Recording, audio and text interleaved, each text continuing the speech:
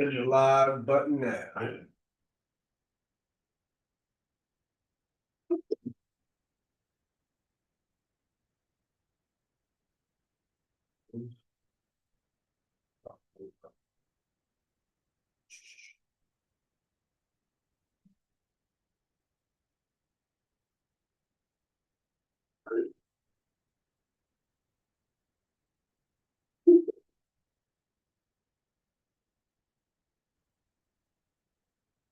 All right, we getting started.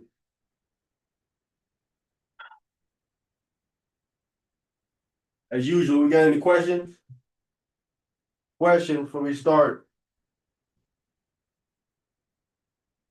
Yeah, I would like to know how this word sold is being used in the book of Judges. When it said what's this?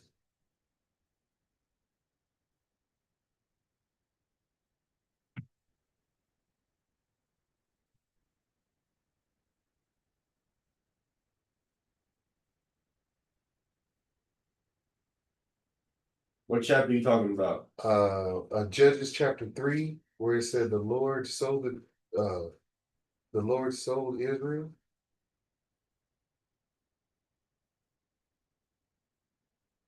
Oh, okay. Sorry.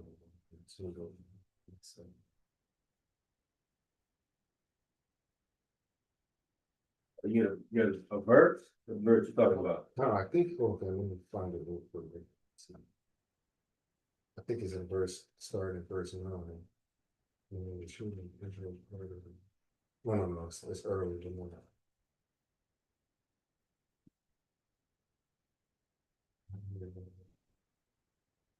Okay, yeah, it's in verse 8. I'm sorry.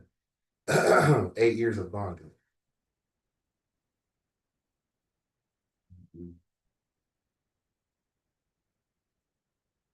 Oh, so what you talking about? So what? What's the question? I'm wondering how are they using this word soul here? Because it's saying So wait, what verse is the word? Verse 8, Judges chapter 3, verse 8. SOLD? Come.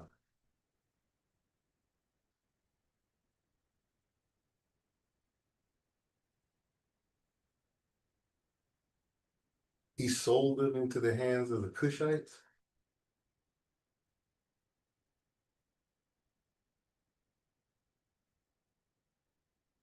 I mean, Cushion, Russia, Fine.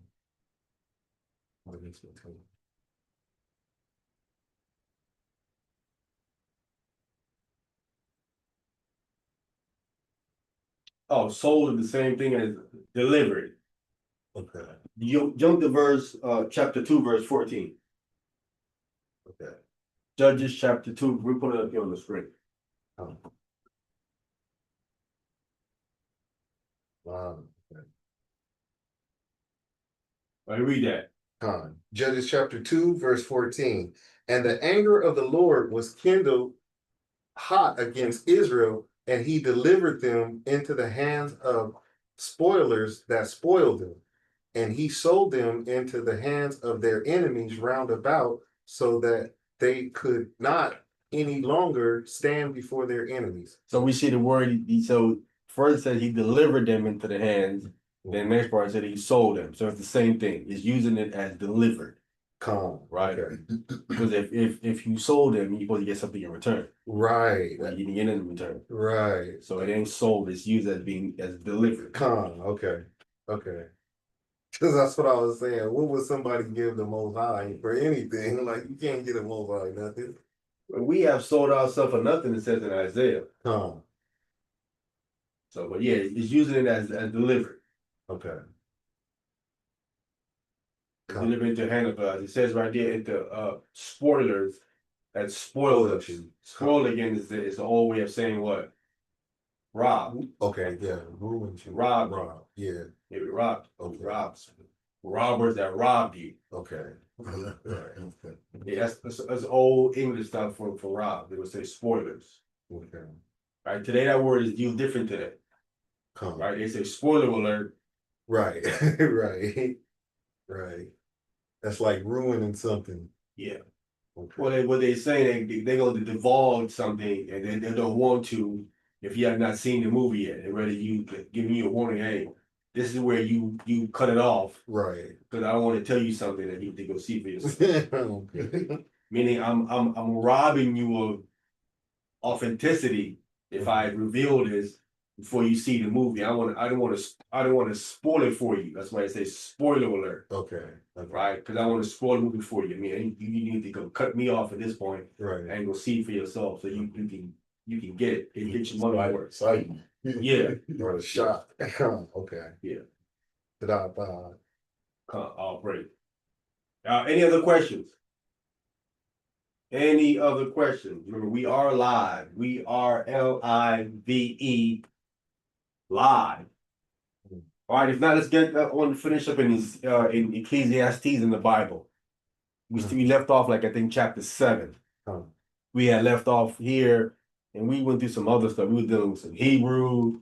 We went through a whole bunch of stuff on the side when we was in the book of Ecclesiastes. So finally, things are kind of like getting back to normal. So I'm gonna come back to the book of Ecclesiastes and kind of finish it up here. If most I when we can get through the rest of it, today or next week or wherever the spirit is moving. All right, so we in Ecclesiastes chapter 7. We're starting at verse 1. Ecclesiastes chapter 7 from the top. A good name is better than precious ornament and Ointment. Ointment. Right, isn't it? A good name is better than precious ointment. Go ahead. And the day of death than the day of one's birth. Yeah. See, people think going out is bad. No, coming in is worse.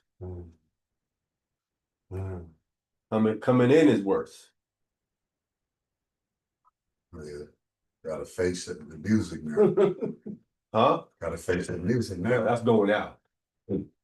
Going out is better than coming in. Who said, nah, that don't sound right? I don't what? I'd rather be coming in and going out. Yeah. You sure? Wow.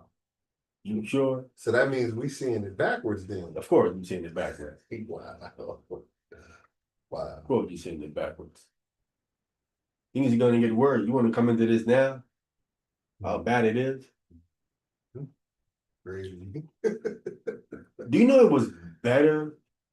But you don't want to say it's better, but it was depending on the value of the people had more integrity, right? It was more stuff going on. You know what I'm saying? People was more realer, stuff like that today. People are just so phony, fake. It's just too much stuff going on, right? But before we get to that, let's get to the first part of the verse. A good name is better than precious ointment, right? We need to get the book of Proverbs. Proverbs chapter 22, verse 11.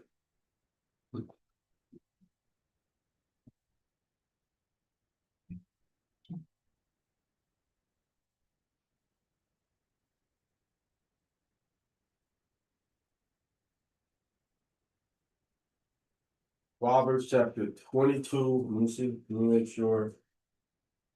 It's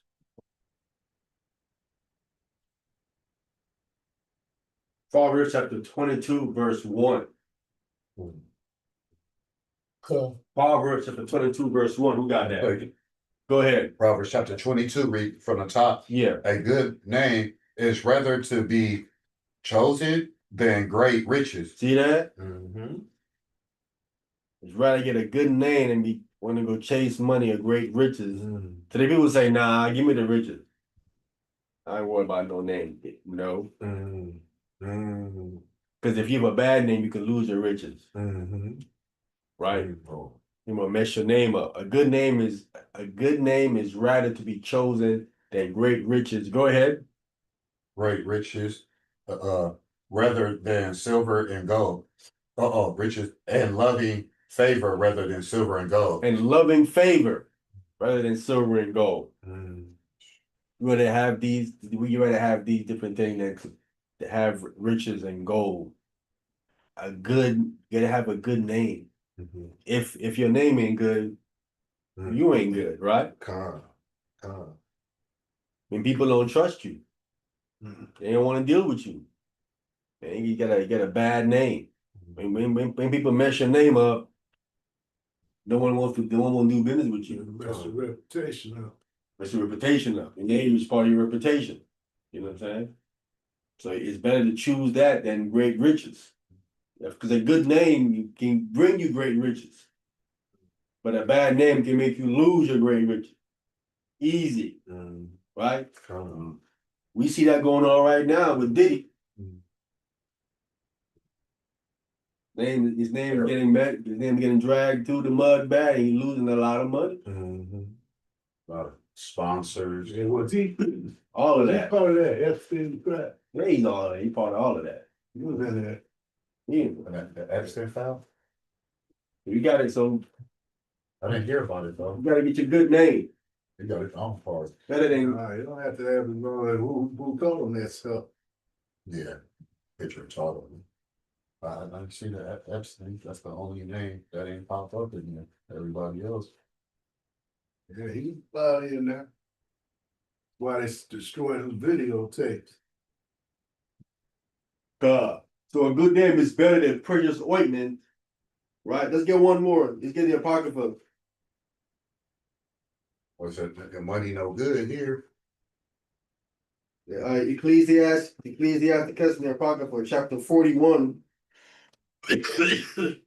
verse 12 and 13.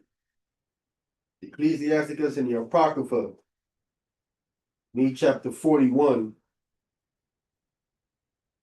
Let me pull it up here.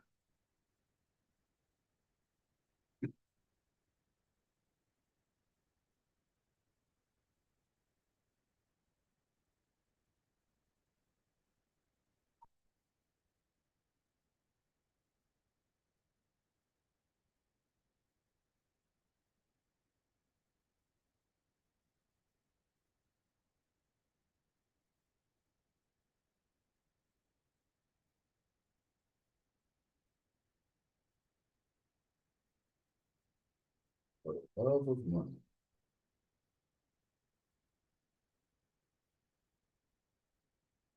Start at verse 11. Ecclesiasticus chapter 41. Start at verse 11. Ecclesiasticus chapter 41, starting at verse 11. Yeah.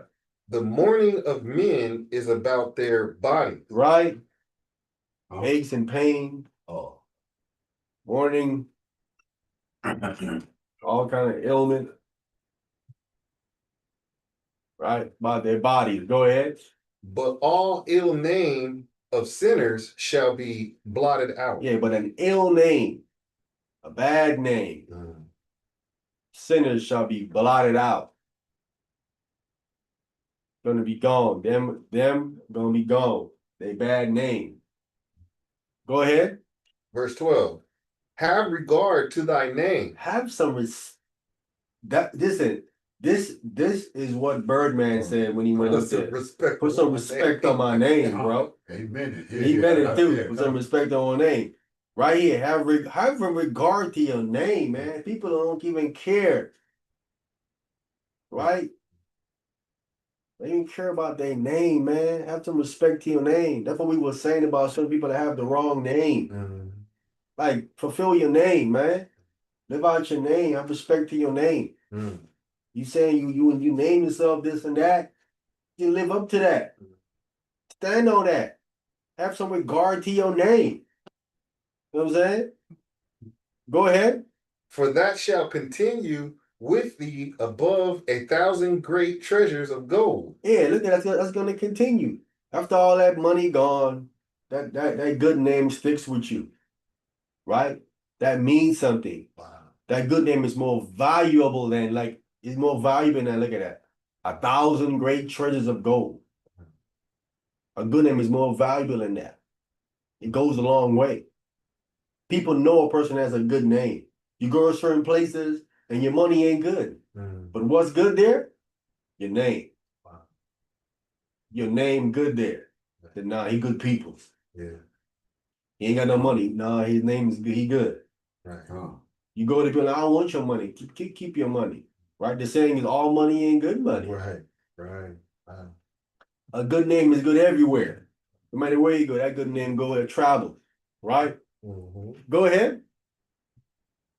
Uh, Verse 13. verse 13. A good life hath but few days. See? Mhm. A good life has but few days. Go ahead. But a good name endureth A forever. good name is there forever. See that? That's going to continue with you over into the other side. You need that when you go get judged. That good name is something that's going to help you. Right. Wow. You need that good name. Don't have no bad name. Don't. And they try to throw the bad off on the good, like, well, I fed the people, I catered to. That's all tax Yeah. write-offs. This is what they did to the brother, Michael Jackson. He had a good name. He had a good name. They put that children thing trying to mess his name up. See what they're trying to do. Mhm. They're trying to mess his name up. Mhm. That's why I say that movie ain't doing. That movie should be addressing the stuff to rebuild that brother's name back up Right. and to speak the truth of what was going on Wow. with the situation. Yeah, they tearing down his name Yeah, and because they know how they know how powerful his name is. right. Worldwide. When you hear Michael Jackson, but if you can tear his name down, Right. Right. see that tears down his sales. Yeah. That tear down all the stuff with him. Just tearing the name down kills all of that. Because he surpassed their best. They best. Wow. They didn't want to put him with his best because he was going to outshine him. Remember in the movie they didn't want to put him on MTV. Right. Remember? Right.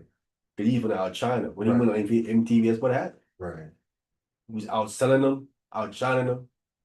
And they had the edge. They had the MTV. He was out. He's right. And he didn't have that. So you mean to tell me he got more popular once they put him on MTV? Oh yeah. More sales, more exposure. They were trying to block that. But it was the album was so popular, was so good. It's going to show you all the brother had some of the stuff he had to deal with when he was here. But they smeared the brother name up, man, later on. They didn't like what he was doing. So they're messing up his name. This is how these people move. All right, let's come back. Ecclesiastes. Back to chapter 7, excuse me. Back in verse 1. So a good name is better than precious ointment. It says, and the day of death, than one's birth. When you coming in, you just getting ready to go through it. And it all depends how you come in. Right? Hopefully you come in with all your limbs. You ain't come in all messed up. There's something wrong with you. You know what I'm saying? Then you gotta come into hopefully some good parents. Right? Or you don't come into a broken home. Right? Or one of your parents on drugs. And all kind of stuff. You come in all kind of ways. Right? But going out, at least, you're like, well, man, you lived a good life, did the right things, right? You should be looking for something better. A reward, something better. Them coming in, they gotta go through it, and then hopefully they can do the right thing. Maybe, but the deck is stacked up against them coming in, right? Versus you going out, right? So it's the day of death, man. It's not that bad as people think it is. Coming in, there's so much unknowns, right? Because the majority of people that come in is ignorant, right, and they remain that way, right? Wow. They remain on that ignorant cloud. lived a whole life and only really know what's Going going on. on. Wow. Never knew what was going on. Wow. Didn't care to know. You can find out from. Yeah, maybe was not even called. Just left in darkness. Came in darkness, went in darkness. Wow. Wow. Never knew. Some people are like that, man. So that's how you gotta look at it. That coming in thing isn't all cracked up to be. All right, go ahead. Verse 2. It is better to go to the house of mourning than to go to the house of feasting, for that is the end of all men. Yeah. I don't know if we did this chapter. It's been so long. We just go do it again. And it sound like we did this chapter again before. So again, it's better to go to the house of mourning than to go to the house of feasting. We know what I'm talking about. All that partying. That's what happens. That's when people get killed. That's where you get a bad name, right? Mhm. You brought up Epstein Island. That's the house of feasting. Mhm. You get pictured with the wrong people, Mhm. underage people. Mhm. All kind of stuff thought that happened. Mhm. Go ahead. And the living will lay to his heart. And the living is laying at the heart, right? After all that, and people done died and all the stuff that happened, people are looking back, right? People going back and looking at stuff they did in the past. They're laying at the heart. Go ahead. Verse 3. Sorrow is better than laughter. Yeah, sorrow is better than laughter. Go ahead. For by the sadness of the countenance, the heart is made better. Yeah. You made better when going through. That's why we catching hell, man. It's about making us better. Mm. You're not catching hell just for no reason. Catching hell for what we did, and it's also trying to make you better, right? Make you a better person. Laughing is good. Too much laughing isn't good. Come. Because if you laugh too much, people think you a joke. Starting to be. I mean, Right, you know what I'm saying? Jokester. Yeah, that's what the brother's talking about. The group that was over there, they had a comedian in there. He was just joking too much, right? Certain jokes he was saying, people taking it personal. So he didn't know where to cut it at. Too much joking, too much laughing going on. Go ahead. Verse 4. The heart of the wise is in the house of mourning, but the heart of fools is in the house of mirth. Yeah. And this is how they get you, man. And listen, anytime they want you to go do something, right? They say, "Well, come on to the party, man. Won't you come on to the party? Come on to this celebration." Because that's where they do what? They start trying to turn you and doing all kind of stuff to you. And that's in the house of mirth. They ain't gonna do it in the house of mourning. Right. And they will invite you out to the club or something and a party, and that's where they get you at. Come. They get you doing drugs that you don't do, Come. mess you doing all kind of stuff you ain't supposed to do, and they want to record it and film it, and then they can mess you up. Come. So the heart of fools is in the house of mirth. And watch that. Go ahead. Verse 5. It is better to hear the rebuke of the wise than for a man to hear the songs of fools. Right? It's better to hear someone correcting you than to hear the song of these singing a bunch of foolishness and all that. Singing a bunch of nothing. Go ahead. For as the crackling of thorns under a pot, so is the laughter of the fool. This also is vanity. Yeah. Have you heard of crackling under the pot? You ever heard that? Like when it's cooking. Yeah, it's the fire Come. with the wood. Yeah. Yeah, that crackling noise. Crackle and pop. The crackling popping noise. Come. Yeah, it gets irritating. Hmm. So the laughter of a fool. Yeah, irritates. Just slow down with all that. Wow. Big goofball. Yeah. Go ahead. Verse 6. Oh, verse 7. Surely oppression maketh a wise man mad, and a gift destroyeth the heart. Yeah, that's why we mad. That's why they always say, you guys, you teach like you mad. Yeah, we're being oppressed. So the oppression making for wise man mad. Mhm. Maybe you can get upset because we tired of seeing what's happening. And it's going on for a long time. Right? Mystical says, I'm sick and tired of being sick and tired. Mhm. Right? Mhm. And people say, I'm sick and tired, I'm sick and tired, I'm sick and tired. But he's saying, I'm sick and tired of being sick and tired. God, that's deep, bro. I'm tired of being sick and tired. Get this out already. Right? Let's come on, man. Yeah, man, that's the oppression, man. You just get mad, man, and they can understand why you were a certain way, man. You just tired of being oppressed, man, constantly. You get mad, and sometimes you let it out. You know what I'm saying? Mhm. At the wrong time or on the wrong people, but it builds up. It builds up. And a gift destroys the mind, man. That's a bribe. Mhm. A bribe gonna destroy your mind. Right? It's gonna make you go the other way. It's gonna make you pervert judgment. Right? There's a lot of that going on. Mhm. A lot of people getting paid off. And it destroys their mind.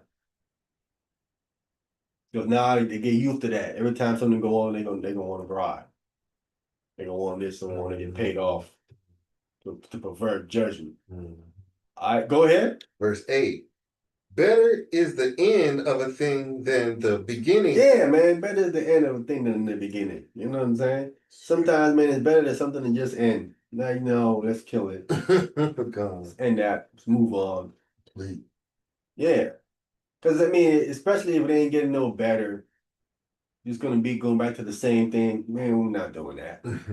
Let's just finish, end that. Right? Go ahead. And the patient in the spirit is better than the proud in the spirit. Right. So you better be patient with people who's proud or prideful, can't say when they're wrong about something, can't admit that they're wrong about something. Right? They're proud in spirit. Go ahead. God, that really goes to their spirit too. Cause Yeah. like, I know I'm wrong, but no, I ain't apologizing. Yeah. Like they get pumped themselves like, dude, you bumped them, made them yeah. Come on, they really I showed you someone that's patient is better than them. The patient in spirit is better than the proud in spirit.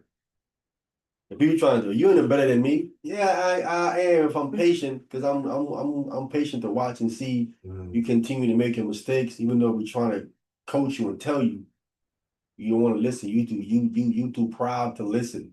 You too proud to admit that you're wrong. You too proud to keep your word. When you say you're gonna do something, you can't keep your word. That's all proud and pride. The same thing. Dr. Dre says, man, it's all over the globe. I just sit back and watch the show. Wow. That's smart. That's all you can do. Wow. That's all you just sit back and watch the show, man. the host. Yeah. They're not going nowhere with that pride, man. Where's y'all gonna take them?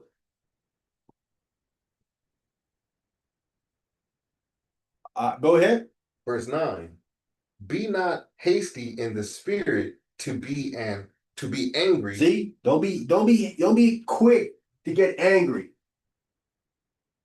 You know what I'm saying? A lot of people, what they call that? Jumping the gun. They call that jumping the gun.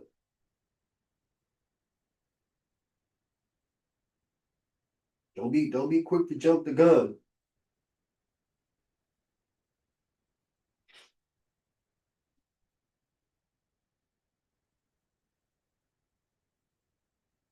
Go ahead. For anger riseth in the bosom of fools. Yeah, anger resteth in the bosom. Oh, resteth. Yeah, resteth in the bosom of fools.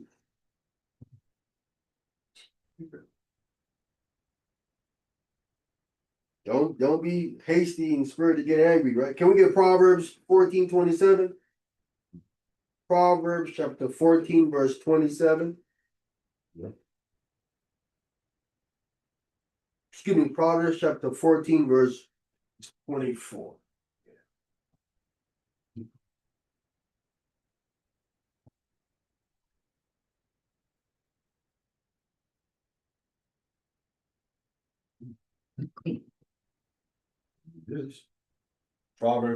14, and that's verse 24. Got this.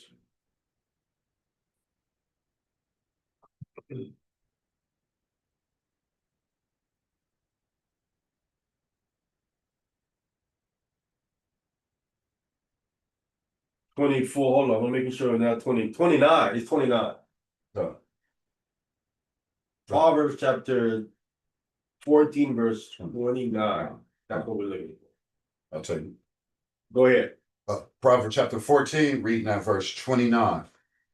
He that is slow to wrath is of great understanding. See? Slow to wrath. You have great because there's a reason why you're slow. You understand how the thing's supposed to go. That's why you're slow to wrath. It's a great understanding. You're not jumping out the window ready to go old Sammy Sam on people, you know what I'm saying? True. Go ahead. But he that is hasty of spirit, exhaustly fully. Exalted folly. Exhausted folly. See, if you hasty in spirit, you exalt foolishness. Because people that's quick to go do something do a bunch of foolishness, right? Because you always say, man, you know what, man, that would come back. Nah, I shouldn't have did that. I shouldn't have did that. That was crazy. I was rash. They always come back and say, man, I should have slowed down. They regret jumping to action early. No understanding. Yeah, you don't jump to you wait. No, let's wait. That's why you slow the wrath. You have great understanding. Because what you're doing when you slow the wrath, you can see, are they gonna repent? Are they gonna change? Are they gonna see the error of their ways?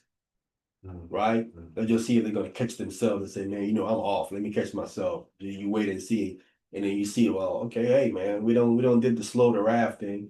They're not changing. They still want to, right? That's the Most High. That's why the Most High says it's precious and do it forever. He waiting to see if we gonna catch it and correct ourselves. We go, oh well, you ain't gonna change. Okay, well here comes the judgment. Right? You're giving time to change. That's in being slow to wrath.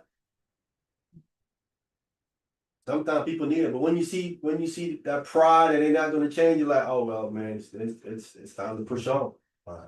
It ain't gonna change. All right. Let's get Proverbs chapter 15, verse 18.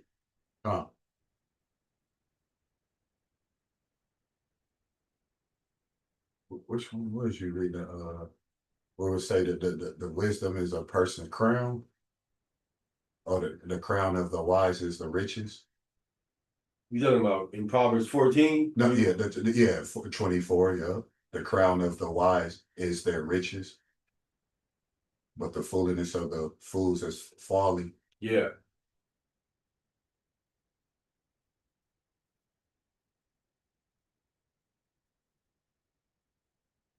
You want to go through that? Or you want to go? Well, yeah, I can go over it because just seeing what it mean like that's the crown.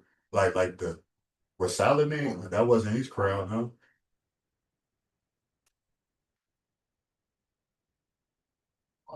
It's the riches.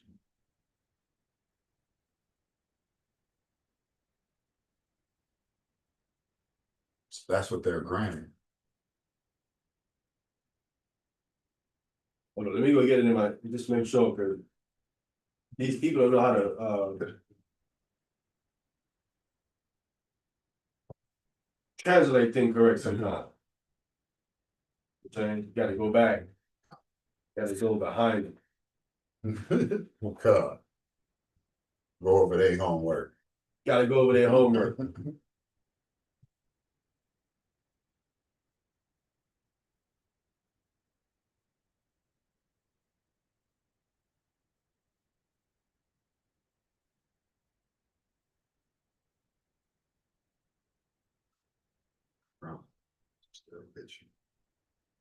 Yeah, I gotta come back Oh, to so, that. so that was cut off then, huh?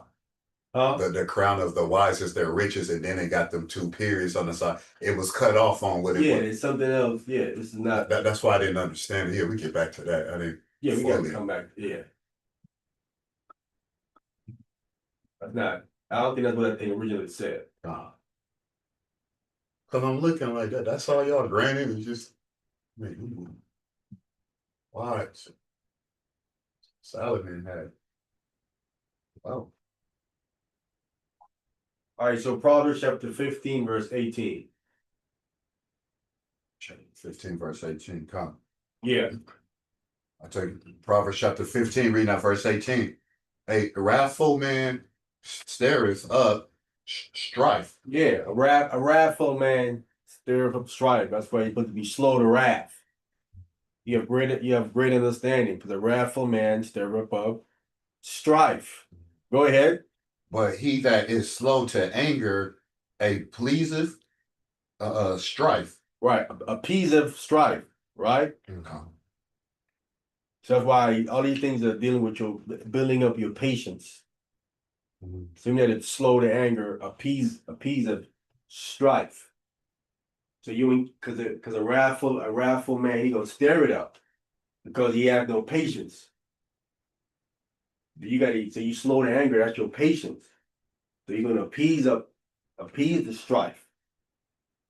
You're trying to keep the peace, you're trying to keep it down. Yeah, you ain't trying to jump out the window and do nothing crazy or say nothing crazy. You think they're just teaching people how you need to have some kind of patience and some stuff that's going on. And wait for it. Because it's all going to happen anyway. And in the end, you'll be glad you waited. Wow. So no one can say nothing. Say, hey man, hey, I waited to see what's going to happen, and you saw what happened. Wow. That's deep, Bob. That's deep. That could be applied to everybody's everyday situation. Huh. Slow down. Wow. Wow. Let's go back to Ecclesiastes chapter 7. Because we missed we need to come back. We missed a few. Let's go back up. Can we get verse 3? Huh. Let's read verse 3 again. Ecclesiastes chapter 7, verse 3. Sorrow is better than laughter, for by the sadness of the countenance the heart is made better. Right. Can we get 2 Corinthians chapter 7? 2 Corinthians chapter 7, verse 9 to 12.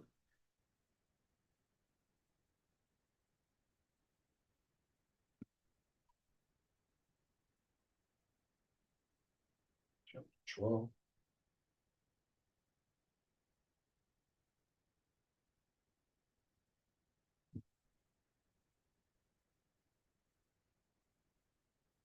Second Corinthians chapter 7, starting at verse 9.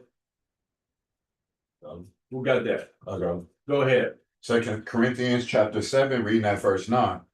Now I rejoice, not that ye were You were made sorrow.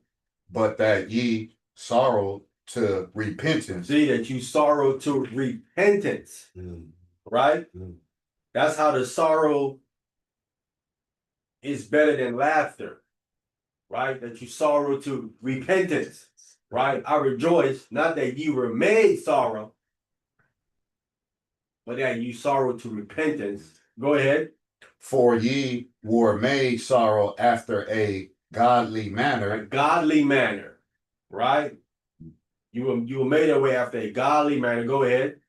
That ye might receive damage by us in nothing. that you receive no damage by us in anything. All this thing is to build you up, is what he's saying here. Wow. Go ahead.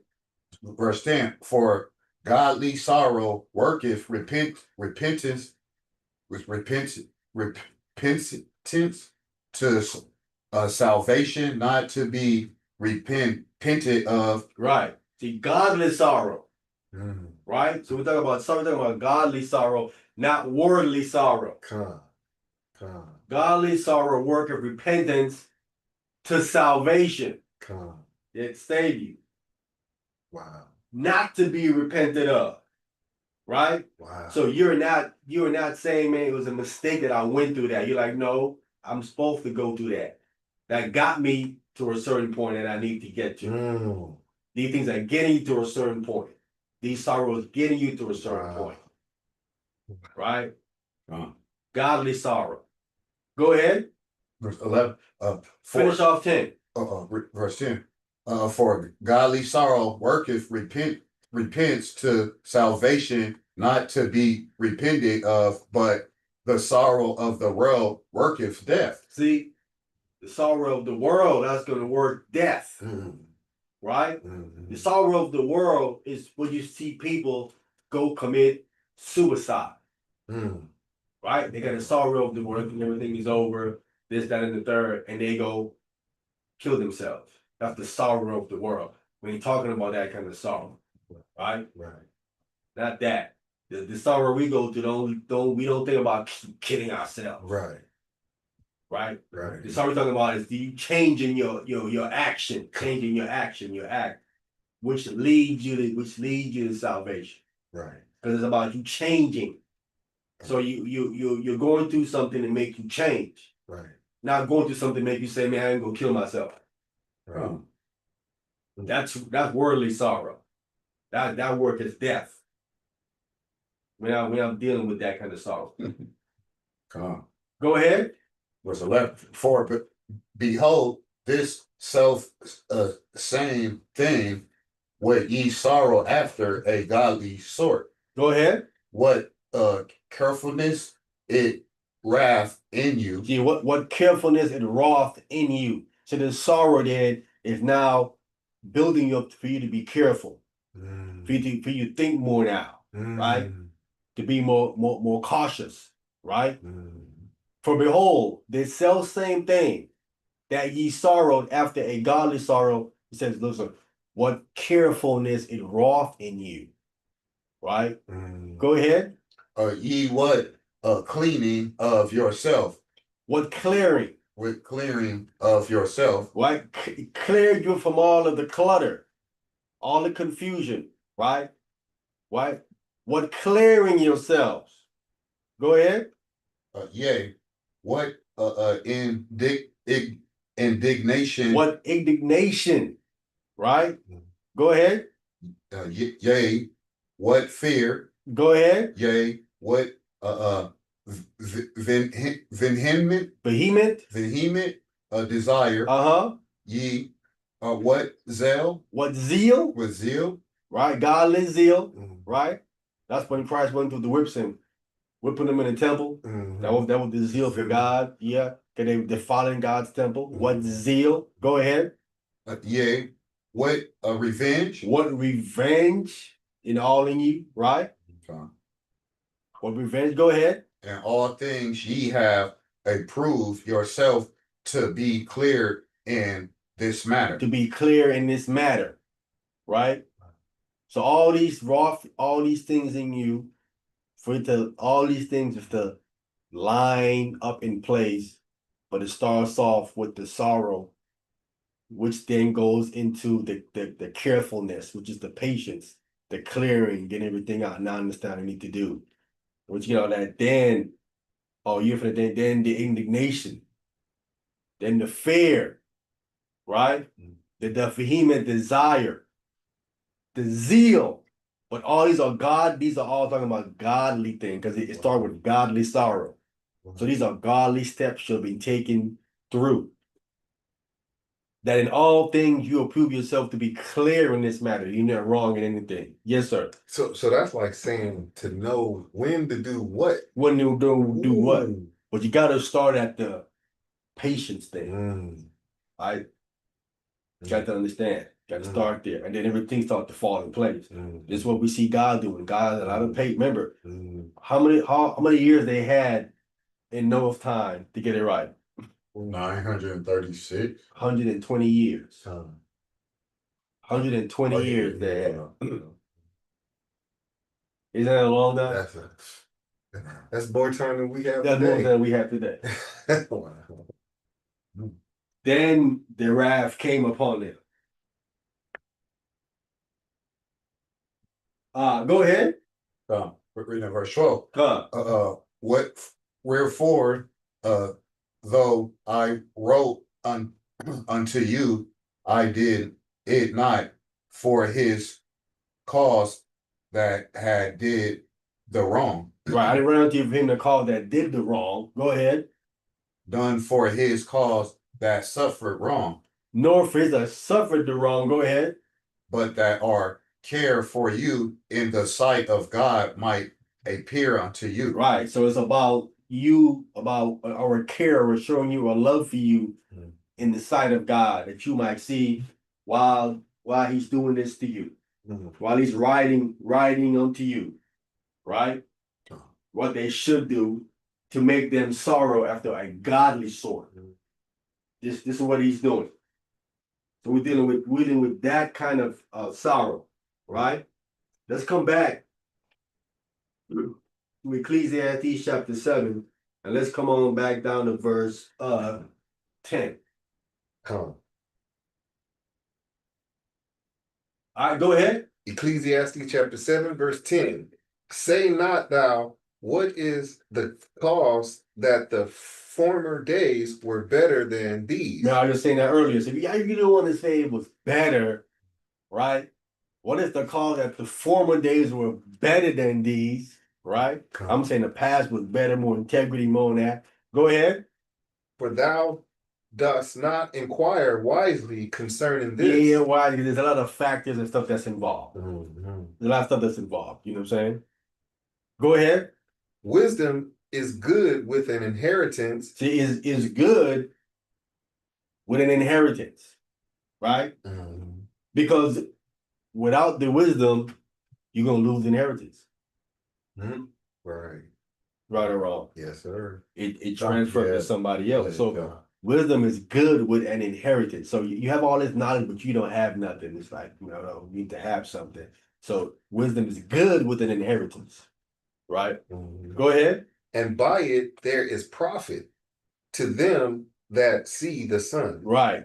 To them, see the sun is the living, right? So you profited for those them that see the sun. That's why when people have the inheritance, they try to write wills and they're trying to gear something a certain way in the will, or they leave it behind. They're trying to gear it to go a certain way because they already know, oh, this person right here, man, you don't mess it all up. This one, oh my, I'm trying to find the best person to give it to, so you can keep it going. And you can't touch it for 18 years. Yeah, 20 years. Right. All right, go ahead. Verse 12. For wisdom is the defense. So for wisdom is a defense, right? Wisdom is a defense. Go ahead. And money is a defense. And money is a defense, right? Go ahead. But the excellency of knowledge is that wisdom giveth life to them that have it. Wisdom giveth life to them that have it. So you have to have wisdom. We know who wisdom is. Wisdom, and he's the one giving us eternal life, right? So then to have Christ, you get eternal life. Now, for wisdom is a defense. Again, that's Christ. Christ is a defense. Defend you. That's me taking care of your sins in the spiritual realm and different things he's doing that you know nothing about. Right? See, Christ is a defense. Then it says, and money is a defense.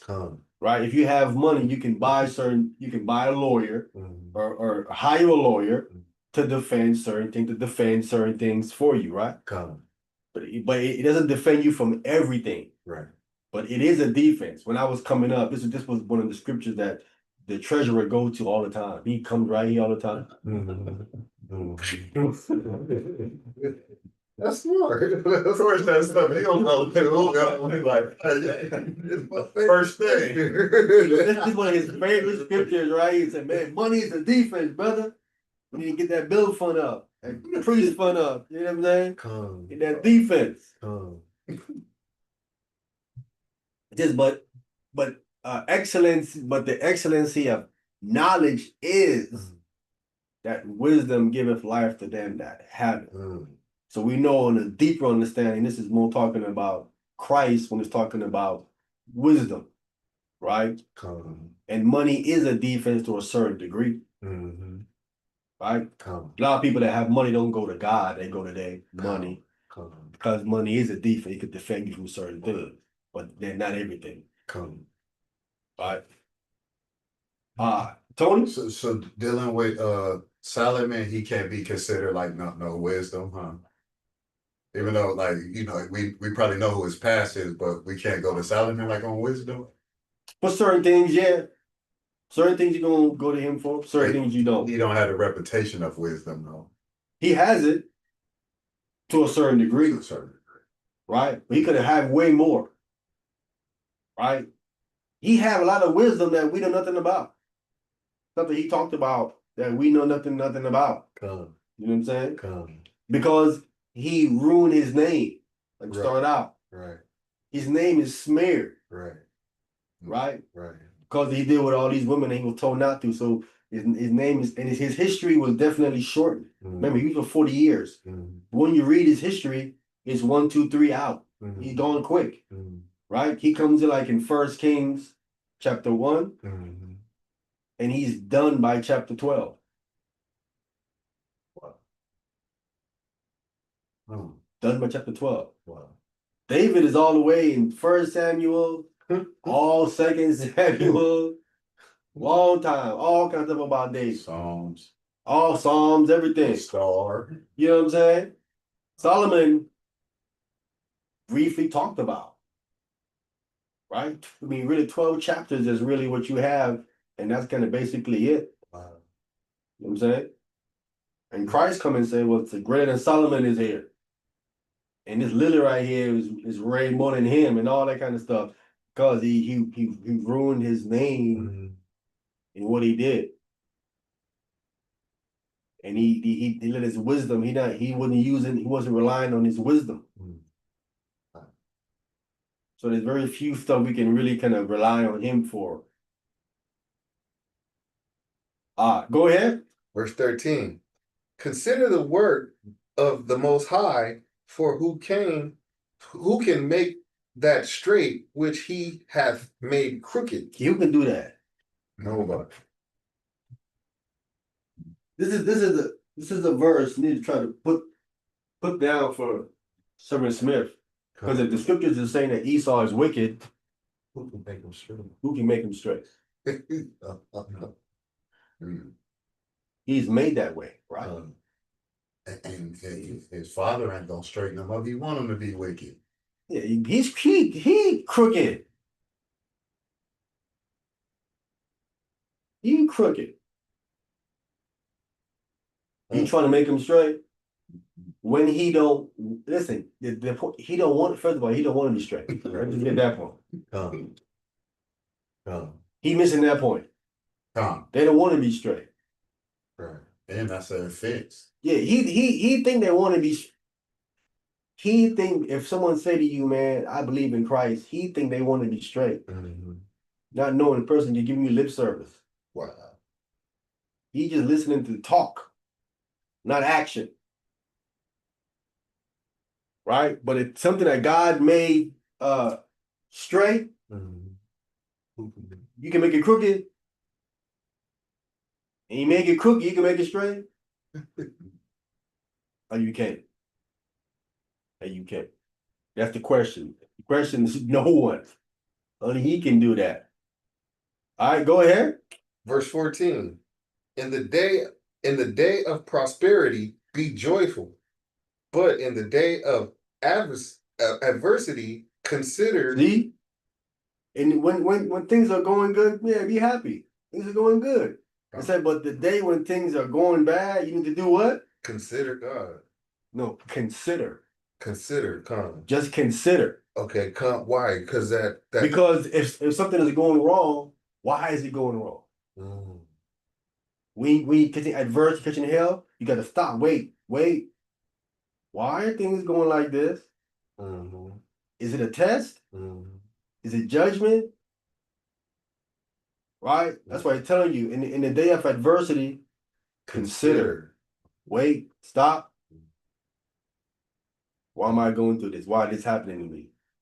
Is it something I did? Mhm. Or am I being tested something kind of like with Job? Sure. You got to think and trying to figure out and see, wait, which one is it here? Mhm, Which one is it? mhm, You got to pinpoint which one it is correctly mhm, when you catch an adversity. mhm. Because if it's you, you got to go into repentant mode and change what you're doing. Humble down. Humble down. If you're getting tested, then you got to endure it. Come. You got to continue to fight through it, Mm. right? That's So in good. day of adversity, consider, right? Go ahead. Yeah, that was a Jew you just dropped on us. Verse 14. Or did I finish? Finish 14. From God. God also have said, what that part? Wait, you said what, 13? 14. Finish 14. Oh, in the day of prosperity, be joyful, but in the day of adversary, consider God also hath set the one over against the other, to the end that man should find nothing after him. Yeah, so he set the one over against the others. This is back and forth, right? To the end that man should not find out anything after him, right? That's why I say this is Solomon speaking in his time frame and in his time and according to his wisdom. We got more understanding when it comes to Christ's time. We got more understanding, we got more wisdom, right? But in his time, in his day, this is what he's letting us know, right?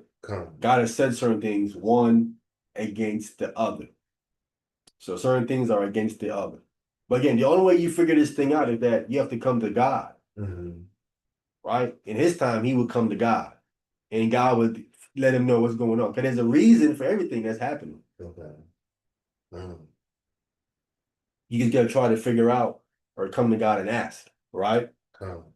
But again, the main point here in verse 14 is that when things are going bad, you got to consider, wait a minute, what's going on here?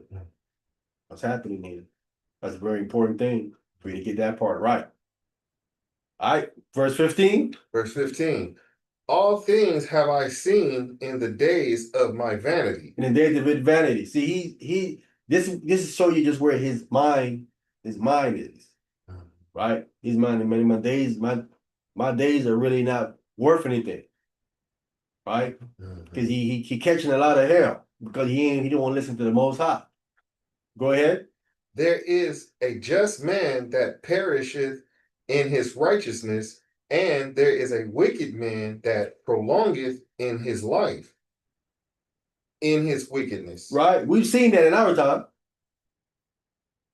We've seen the righteous man, perish in his righteousness, doing it for doing the right thing, standing up for the right thing.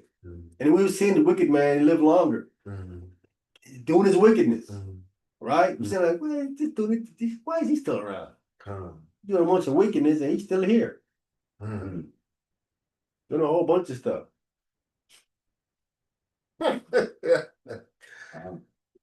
Like Suge, Puffy, Huh? Suge and Puffy. Yeah, people like that. People like that for sure. People like that. You know what I'm saying? And now they both lied too.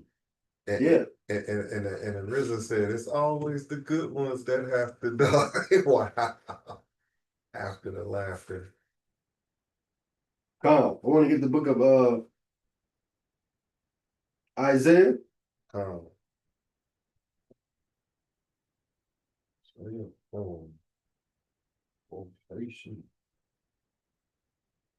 me get the chapter.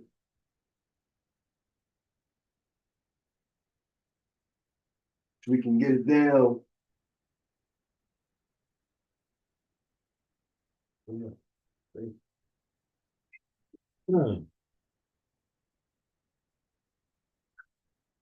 We can get this all the way.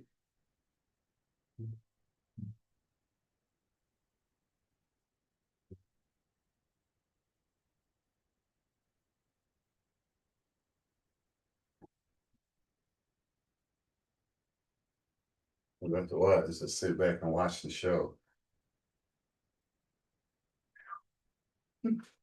Oh, A lot of people knew how to do that. definitely. Spectator.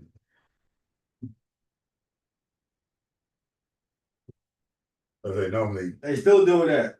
they normally get involved in it. Couldn't help it.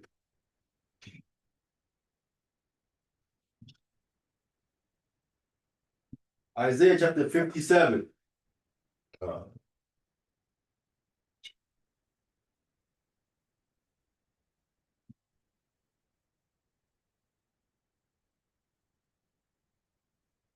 Start at verse 1. oh.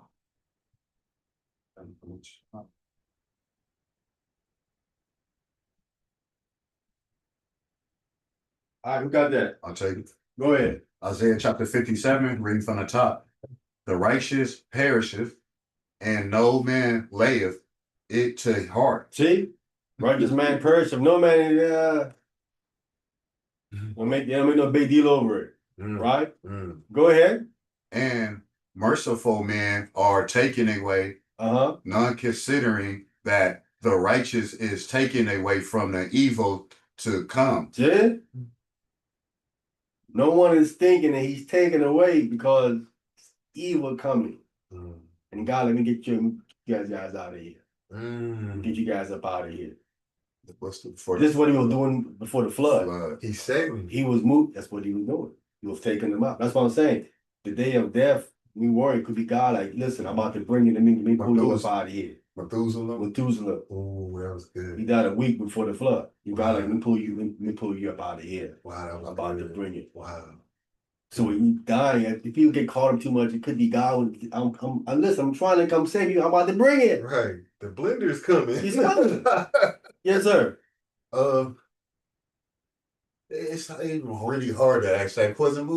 You know, what the people that would like, you know, Lord, let me pass on this one, but I'm gonna try to stay righteous. Like, let me pass on this cup of the death part, because I know that's his favorite. What he doing, like, I'm not following you. Nah, when he had enough, he had enough. It don't matter what you want. I get that, but I'm saying that, like, to pray for it, like if the person want to pass on that death part, like, nah, let me pass on this death Why part. would you want to pass on that death part if he save you from wrath to come? Because if you stay, you want to go to what he gonna bring? Because you know you don't understand the wrath part which yet to come. You just seeing the death, like, man, I see. I understand that a lot of more righteous people more not scared of death. You know what I mean? It didn't make it if you're righteous or if you the other route, but just the death part, the toll, like hearing like, no, I don't know about this death. You know, like it'll make a person wonder what's next yet to come. You know, I'm not following. Are you ready? Are you afraid of that? The thing of that is you don't know what's yet to come. You know what I mean? I wouldn't volunteer and really to be to sign up for it. You know what I mean? Like I would be a little nervous. I ain't to like, okay, well, I just what are you nervous about? Let's hear that. You don't even know yourself. It's you do know if you're doing the right thing, then there's nothing to be nervous about. If you're doing the wrong thing, now you're sweating like. That's what I'm saying. Even trying to do the right thing, like just not so willing to sign up for the death part. Like I don't know what this about. I'm kind of, just literally on the death part of it all. Not that you're not doing the right thing, the death part. Because you don't understand this is to pull you out of Sodom and Gomorrah. For like you don't understand you in Sodom and Gomorrah if you like death is about to hit. Even the Noah flood, like No, is it death death? is Is yet it to death is come. about to hit? Is Or evil? Sleep. Evil is about to hit. Evil is about to come. And you don't know what's yet to come part. Hey, do you know when people sometimes when they're finna go handle some business, put some work in, they come across some people that's look, hey man, and get up out of here. You about to handle some business. Come. You want them to get caught up in it, so you can do. You tell them to leave, or you're like, hey man, you got to go. Mhm. I'm gonna pull your body and take you over here, get you away from this place because we about to go ahead and knock this whole thing down. Mhm. You know what I'm saying? Yeah. So someone looking out for you. You know what I'm saying? Mhm. So you're gonna say, well, nah, I want to see what's gonna happen. He come tell you, but like, nah, I'm gonna stay around and see what's gonna happen. Right. Like, you sure? Yeah, I want to spectate. You want to go Let ahead? me We see. knocking the whole thing down now. Yeah, I want to stay around and and just kind of like deal with it. Okay, we came and told you. We about to knock this whole thing down. You want to be a part of it? It's up to you. That's on you. It's not sleep. It's the bare warning. Like, because I get it now. It's just not. But listen, I'm giving you bare warning. If God is pulling you, you have no problem. You Right. good, Yeah. right? It's not like he's pulling you because he's mad at you. That's different. That's different. Right. He said, "I'm trying to pull you, get you away from something." Listen, can we read verse 2? Maybe verse 2 help you out. Come. He reading that verse 2. He shall enter into peace. He said what? Okay. He shall enter into peace. He's pulling you to enter into peace, right? Go ahead. They shall rest in their bed. They shall what? Rest in their bed. Go ahead. Each one walking in his uprightness. See? Okay, come. That was perfect, bro. That was two shades. I didn't need to read the second line to really.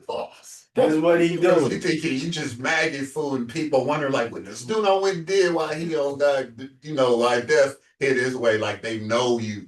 This is what I want. They know you good. You gotta pull me. Get me away from the stuff. I think I misunderstood. I did misunderstood that. That was a clear rap. I just heard the death part. Like, wait a minute. Like that was good. That was reading good. it like what this about. Yeah, resurrection. Yeah, it's a lot that go into that. Listen, there's a lot of people don't know, right? A lot of people don't know about people who's striving to live a righteous life and is living that life, and people hate them. And when that day comes and they talking about, well, we killed him and all of that, they don't understand that people could have intervention from God. God, like, don't worry, they're gonna shoot you, they're gonna kill you, but I got you, right? And you, like Malcolm. Malcolm had that in an event. You can tell he had it. Yeah. You can tell he had it because he didn't even move. Right. He even tried to prevent it. Someone told him, "Don't move. Don't worry about it. You ain't gonna feel the pain. You ain't gonna feel nothing. It's gonna be all right. I got you.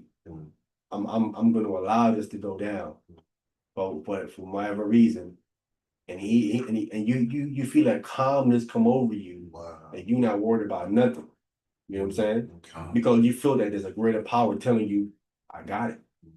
Don't worry. Right? This is needful that you be taken out of here. This is to inspire people along the lines and make certain things happen. Right? They thinking that they really did something, but they didn't really do anything. Really hurt themselves. Right. You wait till I get to them. Like, you know what I'm saying? Wait till I get to them. The good die young. Yeah. So, but that's how you want to go out, man. To have that intervention, that spiritual intervention. You know what I'm saying? You don't want to be scared either. You don't want to have that. You want to have that. You know what I'm saying?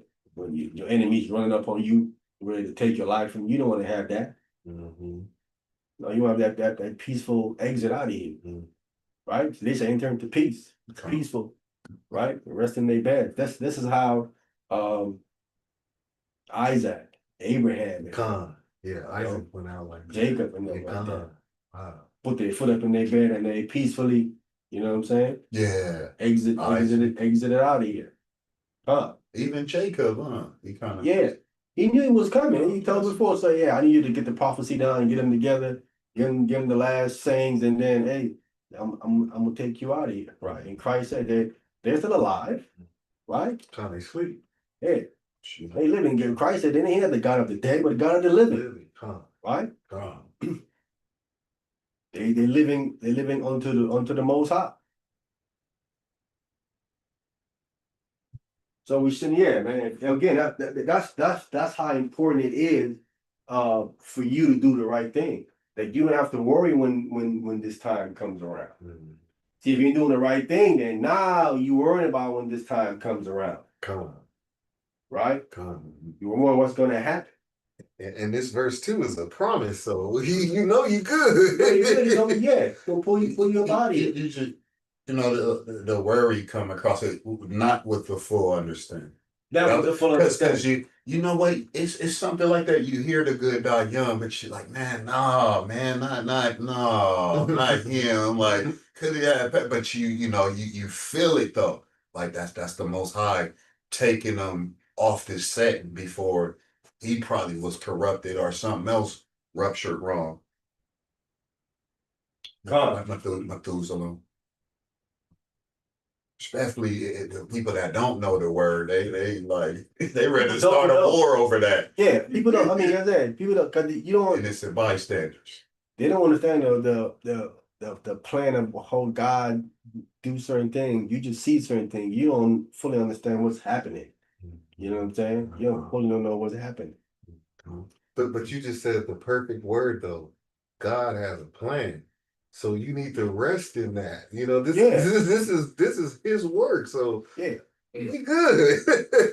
that's why it's important you do the right thing and stay doing the right thing. That's all I was telling you. That's all I was telling you, man. A brother that stopped doing the right thing, all this good gonna be erased. Correct. You going back to scratch. You know what I'm saying? You don't waste all this time doing all this good stuff, and now all of it to get erased. Now you're shaking in your boots. What's cold at most funerals, they always saying like, "Oh, he was a good man and he didn't hurt Yeah. not a fly." Everybody good that died, huh? I mean, that's just that pastor trying to say some good words because you want to try to say something good about the person that passed. For the mother. Yeah, you for the mother, the family, you trying to say something good. He would sit up there and say, "This person was a heathen." This person, you were gonna go up there and say all that. Monster. Yeah, Yeah, half a grin jaw shaking. yeah. Man, you out. Yeah, you want to go up there and say all that. You know what I'm saying? Yeah. You gonna try to say something nice, man. Even you gonna try your best to say something nice. Like, man, he ain't here no more to defend himself. You know, just say something nice, man. You know what I'm saying? Eric Holder was a good man. Yeah. God. You gonna try your best, but I went to a friend with the pastor was like, man, he was having a hard time trying to find some words. You know what I'm saying? Because he know the person in there was a bad person. He was struggling. He was struggling. He was that was him. Just like that. Yeah, that was who. Yeah.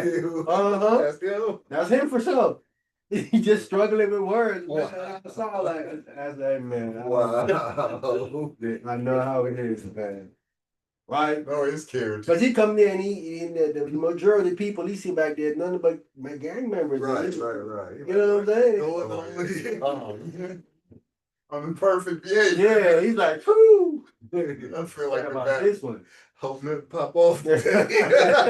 Oh my, the anchor color chief is right. What Yeah, color it is happens. chief, right? It's something they say when they get that little call in, like, man, was he a good person? Oh man, okay, I gotta try to get this together. He was a person. He was a person. Yeah, that was him. Yeah, character, man. Carlos was Carlos. Wow. What else would he was? It was what it We're shaking their head. Yeah. I know how he was, man.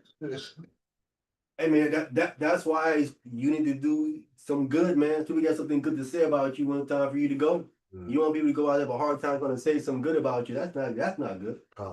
That means you have a bad name. You start off with a good name. It means you have a bad name. People struggling and say something good, or no one want to go up and say nothing. When you go out, everyone is just quiet. You don't want to come say something. Nobody getting up to say nothing. That's just bad, man. It's a bad name. People that can't even finally say something good, or finally themselves to go up there and say something good about you, man. It's a testimony to you on the other side. When God is like, look, Right. Oh wow. they can't say nothing good about you. Look. Right. Look for yourself. Right. Along with me. Look at how you affected people to the point where they can't even find nothing good to say about you. Wow. So how am I supposed to judge you on this side now? These your peoples. What am I gonna do on this side? That's a hard I'm thing. trying to find something with some witnesses to say something good about you. I ain't no one on that side to say nothing good about you. And everybody's right there. Everybody's right there. Some of them happy you gone.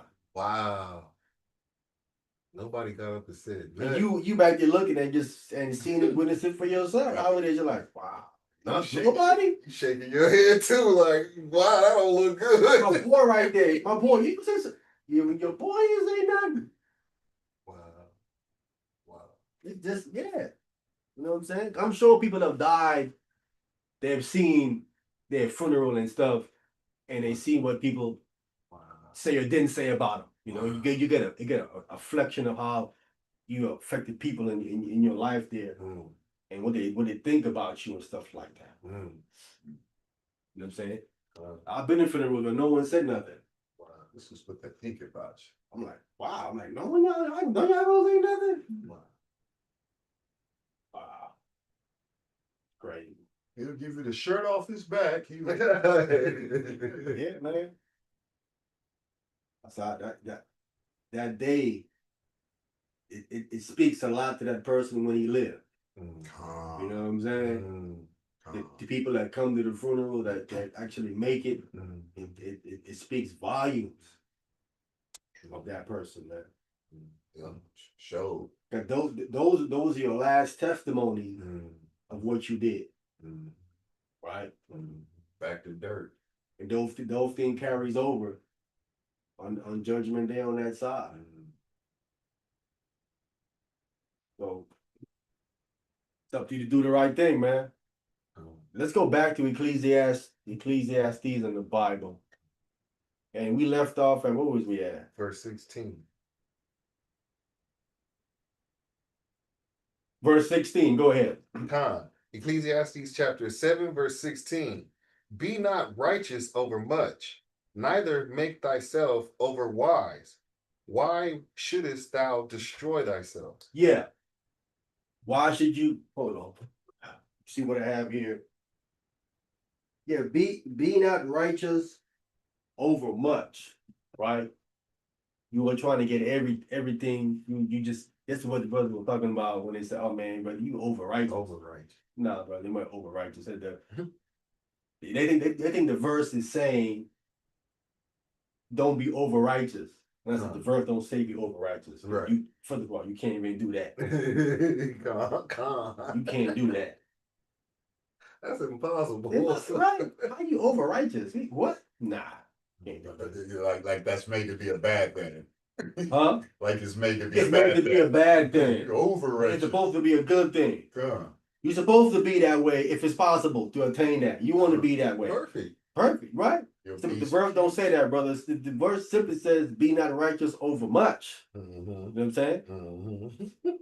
You just misconstrued again, and again. This is these verses here that I know is mistranslated.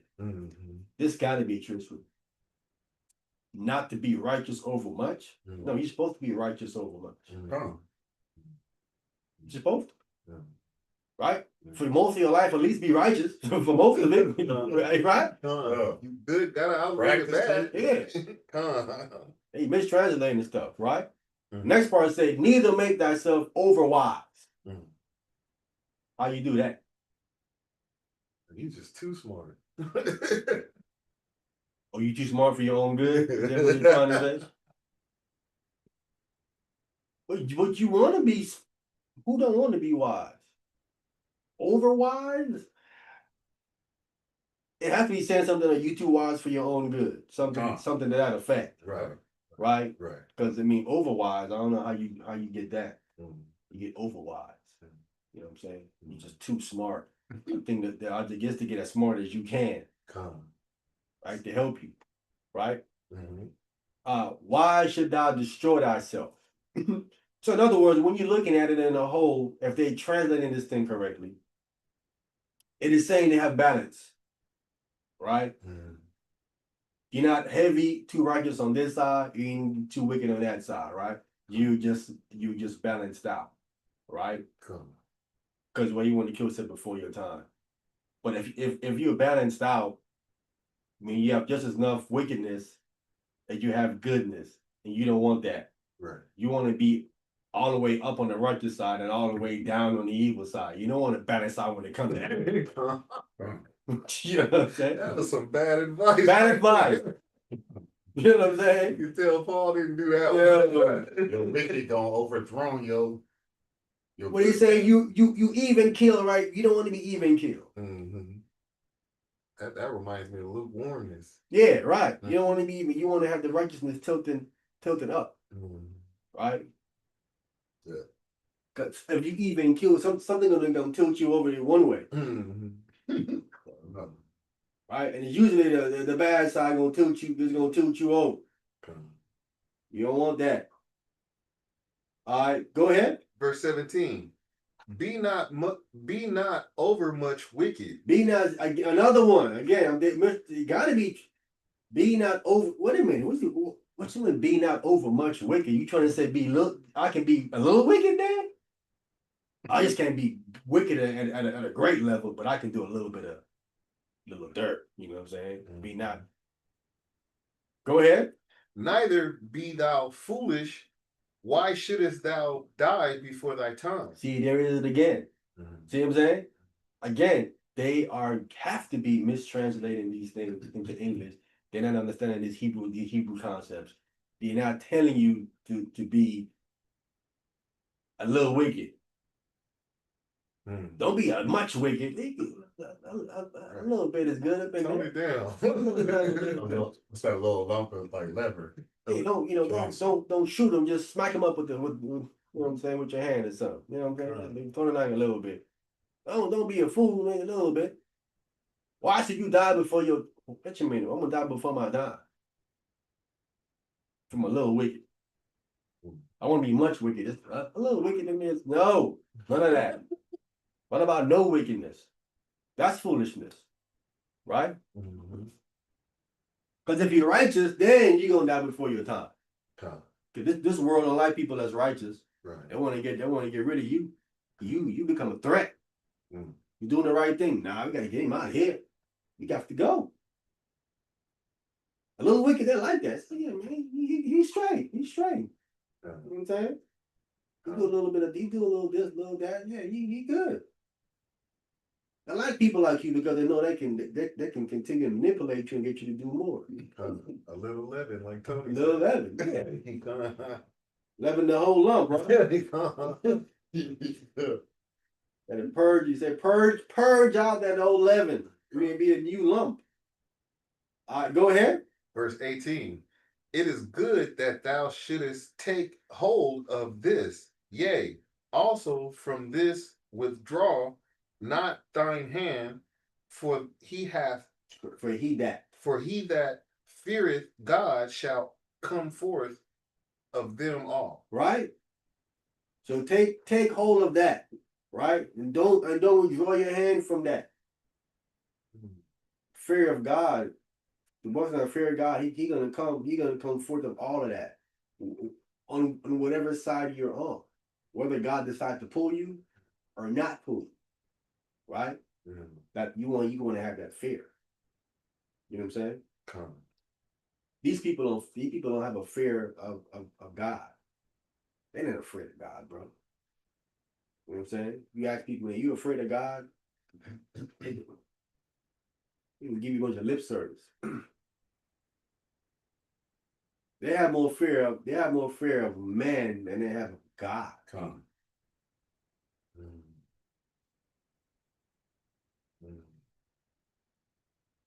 You gotta have some fear of God. Con. Go ahead. Verse 19. Wisdom strengtheneth the wise more than 10 mighty men which are in the city. Yeah. See, wisdom makes you strong. Hmm.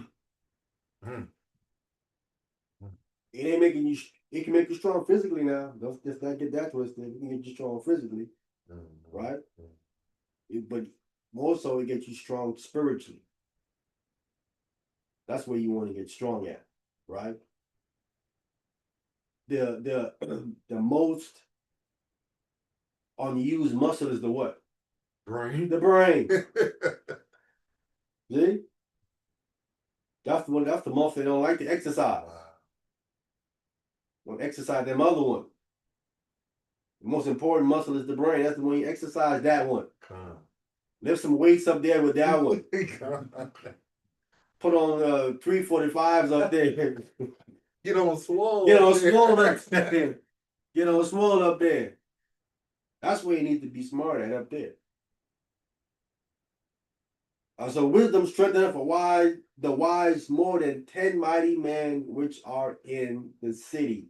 Because he can outsmart those mighty men and kill them. They're trying to come with some brute strength, and he outsmarts them with different things. And he beats them. Right? The same way the turtle outsmarted the rabbit. Didn't he outsmart him?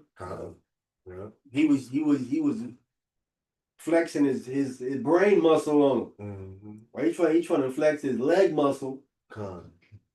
Right? Con. The turtle flexed his brain muscle and beat him. He couldn't figure it out. Like, I just passed you. Yeah. All right. That Bugs Bunny. I remember that episode.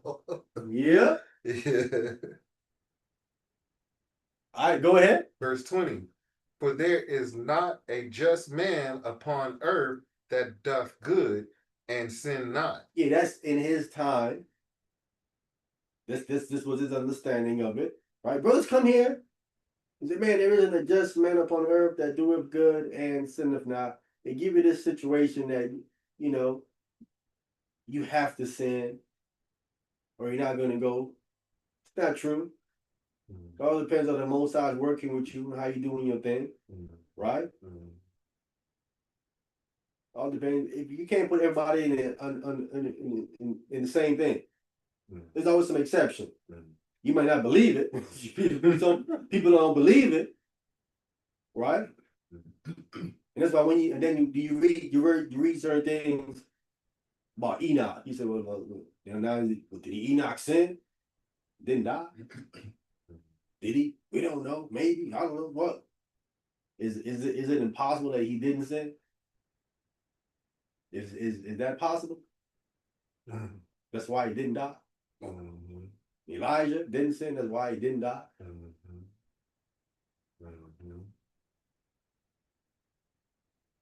And this is how this world, or they're trying to teach you that you're going to sin.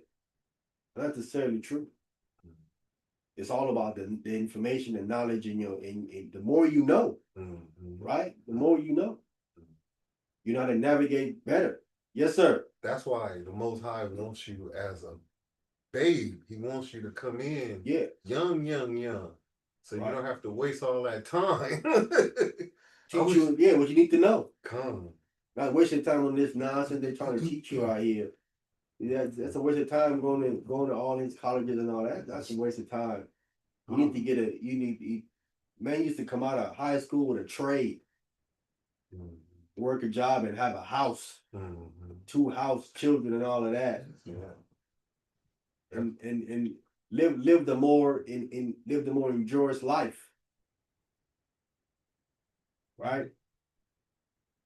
You thinking it's a poor life. It's a poor life, but it's a happy life.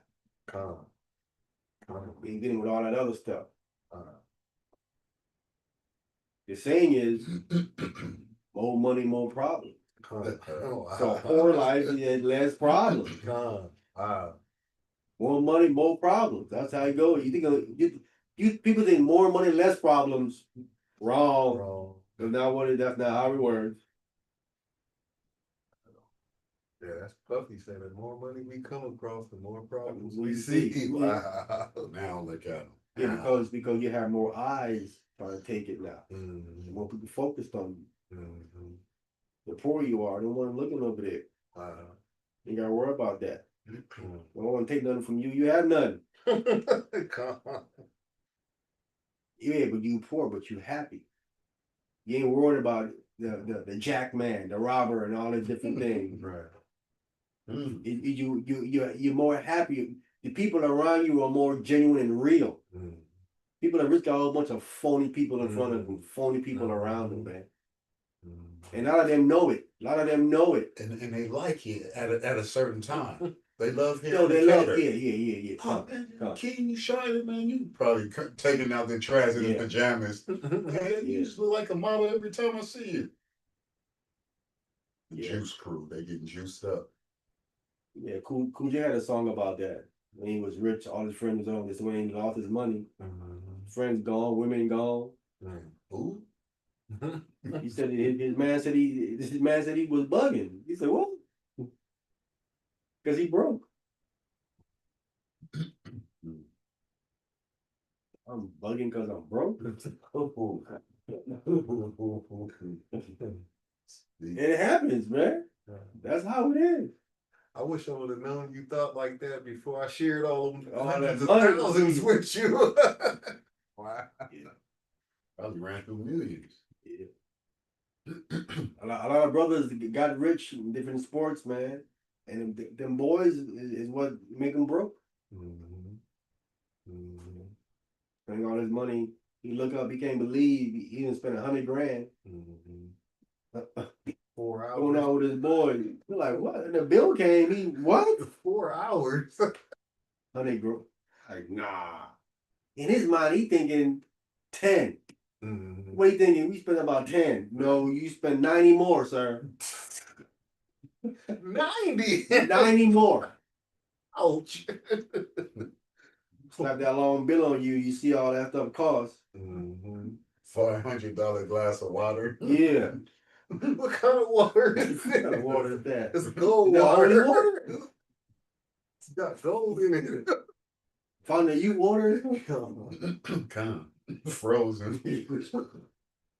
Like, Frozen found the you water. wow. From youth cubes. Yeah. All right, go ahead. Verse 21. Also take no heed unto all the words that are spoken, lest thou hear thy servant curse thee. Yes, I don't take heed to everything people be saying, man. Yeah, let certain things just, gotta go. I don't take heed to all words that's spoken. People that be saying certain things just get under your skin sometimes. Mhm. Trying to get a reaction out of you. You're like, oh, let me dismiss that. You trip. Mhm. Right. That's good advice. I don't take heed to all words that's spoken. So you let that go. You gotta still watch what you say. Come. But you can tell people a certain thing they're trying to get a rise out of you, trying to get, don't really respond to that stuff, man. You know what I'm saying? Keep saying all that, don't even say nothing back. Mhm. And they gonna look dumb and gonna stop talking because he ain't even say nothing back. Wow. That's a perfect response. Yeah. Oh, you shut them down. All right, go ahead. Verse 22. For oftentimes also thine own heart knoweth that thou thyself likewise hast cursed others. Yeah. You have done that back when before you got woken up. You used to be that way. You used to trip. You used to be on the other side. Mhm. People coming to this understanding and truth, they forget they was on the other side. Mhm. Mhm. You was the other person on the other side tripping, remember? Yep. Yep, I was. That was you on the other side tripping. Don't forget. Go ahead. Verse 23. All this have I proved by wisdom, I said, I will be wise, but it was far from me. Far from me. Mm, I'm trying to go ahead and search this thing out by wisdom, right? mhm. I'm trying to prove it. I'm trying to test it by wisdom. I said, I will be wise. It was far from me. Wow. Mm. You can't be wise on your own, man. You got to get wisdom from the Most High in Christ, bro. That's where the wisdom. That's where the wisdom is. It ain't nowhere else. Come, It's showing with the so-called white man and old man. Period. come. Only with the Most High in Christ. That's where the wisdom is. And that's where morals come from too, right? All of it is there. Come. Everything you need is with the Most High in Christ. Nothing but the fool you. They got to steal from the Most. They stealing from the Most High in Christ. Nothing fool. Ain't come up with nothing wise. You know, you ain't. And you ain't took it from someone of the Most High in Christ. Then they throw their own spin on it, knowing they got it from the Most They High. don't spin on it. Yeah. Twist it up. All right, go ahead. Verse 24. That which is far off and exceeding deep, who can find it out? Yeah, who can find that kind of stuff out that's far and exceeding deep? Go ahead. 25. I applied mine heart to know and to search and to seek out wisdom and the reason of things and to know the wickedness of folly, even the foolishness and madness. Yeah, he wants to know what all this stuff is. What is wickedness and the foolishness and madness and all this ridiculousness? What is all of this? I'm trying to find all of this stuff out. See? He going too far into it. Mm, I wouldn't even mess with that stuff. mm. To the certain things, you don't need to know all that. Right? Come. Why you want to know what foolishness and madness is? Mm, To what profit it is for you to know all of that. God never said to us, you can go, hey, go learn foolishness, go learn madness. That's not what he said to go do. He said go learn about Torah. Do that. You need to go, this is unnecessary stuff to go try to learn. You learn that from the other nations too, huh? And you can learn about looking at what people do and messing up. You ain't gonna go dive into it. All right, go ahead. 26. Verse 26. Yeah. And I find more bitter than death the woman. Now he says, I'll find more bitter than death the woman. Right? Mm. This is one of the verses brothers love to go to, especially when they catching in with their woman. They use this verse. Oh yeah. Quickly.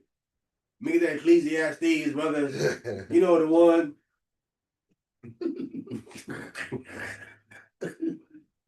They going through relationship problems, they're gonna run right here. I find more and come off like he's doing everything right and she doing and she ain't doing nothing right. It's just her. You know what I'm saying? It's just her. It ain't him. When we all know, we know you doing something too. It might be just all you. You know what I'm saying? Wow. It might be just all you. Now, if it's just all her, then that's different. Cause some of them like that. There's some of them like that. Mm-hmm. Some of them you can find more bitter than death. Some women are cold. Cold. That's the pole in the winter. Cold. Cold. Wow. Be careful. Gotta be. That's why it's better to take your time, get to know them, know who you dealing with. Cause this can happen to you. This can happen to you. There are some men who went through this. Go ahead. Whose heart is snare and nets. Who mind, right? See, selling you a dream. She's selling you a dream. Pump up. That's why you with that dream put you in snares and nets, and traps, selling you a dream.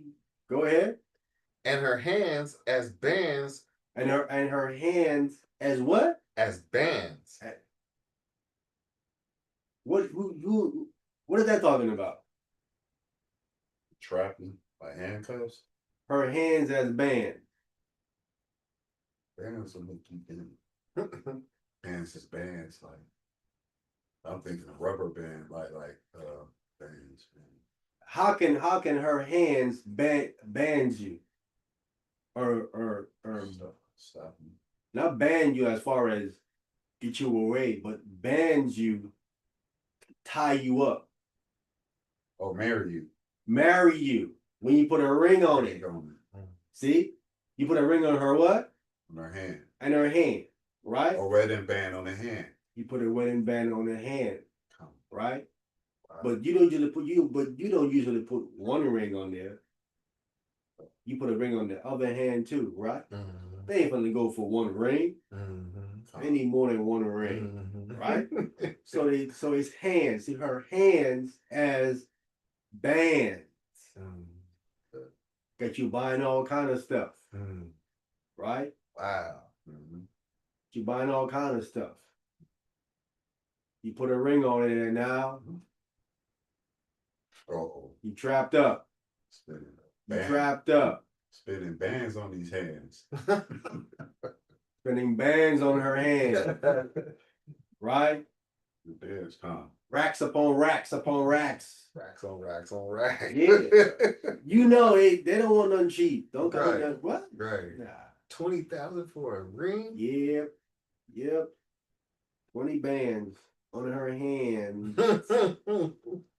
They want more to the day. Yeah, that's a mediocre one. Wow. Really? Depending with, yeah. That's why rich men gotta be smart. Mm-hmm. If I was a rich man, I wouldn't date no woman that don't have my money. Mm. You gotta have equal with me or more. Mm. That's how I roll. Mm-hmm. Can't have less than me. I'm good. Mm-hmm. You have what I have or more. Mm-hmm. That way when you leave. So if anything, it's smart. we gonna leave where we came in. Right. If you got more, you gonna lose some because you gotta pay me. All over the Isn't that smart? That's smart. Yeah. But you have to protect yourself, man. Mm-hmm. You gotta protect yourself. And she thinking the same thing though. She thinking the same thing too. She like, he got my money. We good. Mm-hmm. I ain't gonna lose nothing. We divorced. Yeah. Because there ain't no problem with us signing a prenup to saying if we break up, we leave, because we both understand. Yes. Yeah. Right? Good. No argument there. We good. We both keep our money. But if the other person has less, they tripping about something like that. They don't want to sign nothing like that. Right. This is love. Contract. Now, when it comes to now, I don't know. These guys, they keep falling for it just because, just as it says right here. It says whose heart is snares and nets. They sell these dudes. They sell these dudes dreams. White dream. Right? But it ain't just selling the dreams with the mouth. They enticing them too physically. Mm-hmm. Right? Mm-hmm.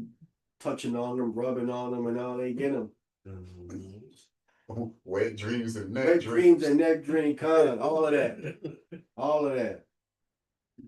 Messing them all up. Go ahead. And her hands as bands, whoso pleaseth God shall escape from her. See, you gotta, whoso please God is gonna, you wanna get out of there? Con. Please God. Con. Go ahead. Wow. But the sinner shall be taken by her. See? That makes perfect Sinner sense. gonna get trapped up. Mm-hmm. Because when you please God, God gonna say, hey, Mm-hmm. play. Mm-hmm. Play. Mm-hmm. So we'll do that. You're gonna tell you, go get you someone that got your money. They have enough to lose as you, Wow. right? You need someone that has as much to lose as you, and Right. now you can talk about it some love. Mhm. Then we talk about some love. You have as much to lose as me. Right. Holly Berry. Looked like you was about to say, "Don't be no fool." Right after that. A fool and his money shall soon depart. Wow. Many men have done that. Many men with money, they want an attractive woman, and most attractive women was broke. Mhm. So the men child step into his plate. Most attractive woman is broke. Mhm. You got to be smart. And that's just how they like it too. Yeah, but see, attractive women is not prone to go get rich, cause they figured out their beauty gonna get them a rich man, so they don't have to go get rich. Mhm. I'm gonna get a rich man, Mhm. right? Cause of my looks. Mhm. They ain't thinking about go get rich. But there's a few of them. That's why you have to go ahead and find the one that has some money, is attractive, got as much to lose as you. I think that's kind of what Jay-Z did. I don't know if Jay-Z has. I don't know if Beyonce have Jay-Z money, but she has a lot of money. Mhm. She has more money than a lot of brothers. Mhm. Those, am I right or wrong? Yes, sir. Yes, sir. Beyonce got more money than a lot of men. Mhm. A lot of people think Beyonce richer than Jay-Z. Sounds right. Jay-Z saying, "Bro, they ain't got my girl money." You know? Right. So I think he's smart when he did that. He looking like, she right there. Right. She right there. Right. She might have my money. Right. I think when he was messing with her, I think she was right there with it. Yeah. Yeah. Yeah. He gained more since then, but when they was meeting, I Yeah. think she was right there with it. Yeah. Yeah, he made some flawless deals He too. probably That just point. edged her by a little bit off the dealing too. He used Yeah. to do. But she up there, she ain't too far behind. Mm. She right there. So he's like, she has a lot to lose as well. I know. Has a lot to lose. Smart. Yeah. Goodness. So she more like, I'll sign that. Mm. Let's sign that. Mm. I'll leave with mine, you leave with yours. Mm. That's how you gotta be, man. You gotta be. It's like that. I remember when they hit $1 billion together as a couple. Right? That was special. Very. Again, don't forget, man, it's the please God stuff. Please God stuff. You get it. Not ain't just to escape women, not to escape anything. Anything. So on line 26 towards the ending, lot more understood what it was saying to him. Like, you know, if how she turned and looked back at the city, like he probably understood, like it'll be pleasing for her to just be a pillar of salt. And then, She got caught up with her daughter. Her daughters were back there. Her daughter was back there. She just had to take one look and see. But she was told not to look back. But that happened again.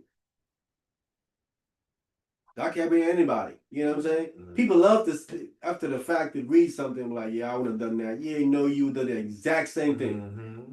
You've done the exact same thing she did. You would have looked back, the love for your daughters, Mm-hmm. and you hearing this big destruction coming down here. Mm-hmm. You want to take one look and see Mm-hmm. how your daughters are dying. You don't look back and stop saying that you're not. People, I don't know, people just get crazy, man. I always think that they ain't gonna do something different. Mm-hmm. You saying that now, Mm-hmm. if you was back then, you wouldn't know what you know now. Mm-hmm. that part. Right? You would know what you know now. You would just know what she knew. Mm-hmm. So you guys would just be trading places. That's it. That's all you be doing. That person. That's all you be saying, doing. Well, I wouldn't have done that. You know, I would say a bunch of dumb stuff. You ain't in that person's shoes. You don't know why they did what they did. Wow. You did the exact same thing they would have did. Wow. Exact same thing. So the pillar of salt, they try to disguise, because I know she probably still there, probably. Oh yeah. And they probably put different statues around it to make it look different. There was a thing in the Zondervan that they found that, and they examined it and they found that it was a woman. Mm-hmm. Mm-hmm. They're probably in there now. They'd be moving stuff out the dictionaries and stuff. But that was in there. So they found that woman they examined it and found that it was a woman. I heard about that. Yeah, I did remember hearing something about. But that's why the Most High is telling you not to look back, because that's the logical thing to do. Yeah. You want to care for your family and make sure they hear you. So, but he said, don't. So she wasn't destroyed, like brimstone falling. She was left there for a reason, like proof. As a witness, As a proof. Come. Facts. That actually happened. It took place. And people love to say stuff in the Bible and it happened. But she's still there, the pillar of salt, as a witness that this actually did happen. Right? And then you have the Dead Sea. You can go in there and see.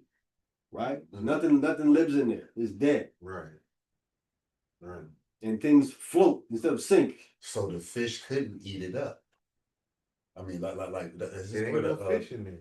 I mean, yeah, cause that's not where the Egyptian army got wiped out. The No. Dead Sea.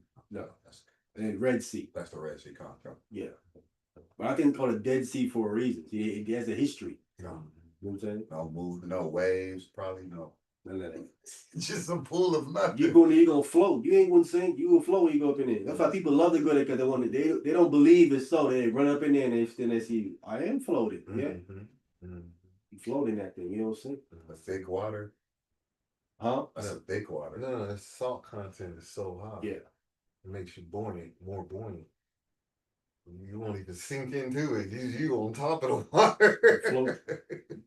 The polarity of the water is reversed because of what God did. But I mean, understand this actually happened. Hey, Shabbat Shalom, serviceman. Shabbat Shalom, Serviceman, Shabbat Shalom. Shalom, family.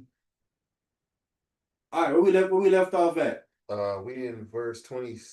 Did we do 26? You did. Yeah. Sorry about that. Shabbat Shalom. My phone was on mute. Shabbat Shalom, family. Shabbat Shalom. Shabbat Shalom, family. We're in Ecclesiastes chapter 7, verse 27. Go ahead, brother. Yes, sir. Yes, sir. Verse 27. Behold, this have I found, saith the preacher, counting one by one to find out the account. So he's not getting meticulous with his counting. I'm counting one by one to find this out. What is that? Go ahead. 28. Which yet my soul seeketh. His soul is seeking this. Go ahead. But I found not. But he have not found it. Go ahead. One man amongst 1,000 have I found. He found one man amongst 1,000. Maybe he counted one by one. Go ahead. But a woman among all those have I found not. He said he has not found a woman among 1,000. Wow. But only found one man among 1,000. Go ahead. Verse 29. Lo, this only have I found. That God hath made man upright. God has what? Made man upright. But they have sought out many inventions. But they have sought out many inventions. God made man upright. They the ones seeking out different things. Wow. They not listening to God. Wow. Right? They're the one curious about different things. I want to know what that is. I ain't tell you to do none of that. Do exactly what I tell you to do and nothing more. Wow. Wow. Stay within the parameter. They have sought out inventions. They open there being nosy, poking around here and this and that. Right? Important. Yes, sir. I want to go to space. Want to go to space. What they can't go to space? Ain't no space down here. That was $1 billion question right there. There's no space down here. Good stuff. That's good. That's good.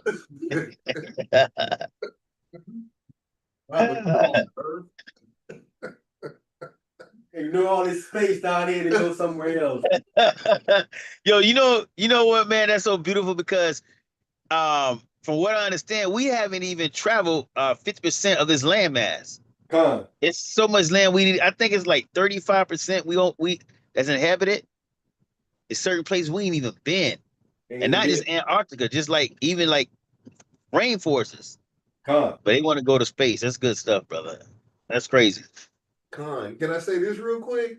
Man, if you ever been in a plane, when you get up over the horizon, you see how much land is just uninhabited. Nobody's Mhm. living there. Nobody's doing nothing with it. Nothing. We all on the coast. Mm-hmm. It ain't nobody inland. Like, Yeah, wow. wow. That's good, brother. That's good. Bunched up in all these cities and stuff, man. With all, Overcrowding the city. with all this space. All this space out here. You know what I'm saying? Wow. I want to go to space. Man, I know a space you can go to. You ain't got to even fly there. You can actually drive there. What? Vegas. What did they call that swift animal that we was talking about last week? Swift beast. Swift bees. Yeah, you can get a swift beast there. Easy. Wow. Yeah. I got to show you where their mind is at, man. Their mind is off, bro. Their mind is off. That's what the verse is saying there. They're seeking out inventions, right? Now you got a question. This is a beautiful text, man. I forgot about this one. This is good. Is that all man that was made up right or just Israel? Is Say again. I didn't hear you. that all man that's made up right?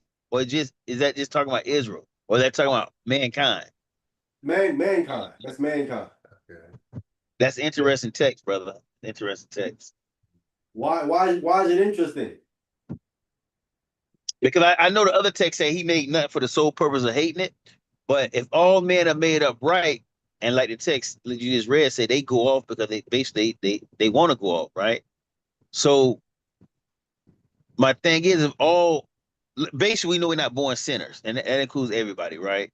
So if every man is born that type of way, when they commit sin, I guess that's saying this is when we would need the Messiah. But you, every man, would you say that every man will sin then, or No. so if you don't sin, you wouldn't need the Messiah?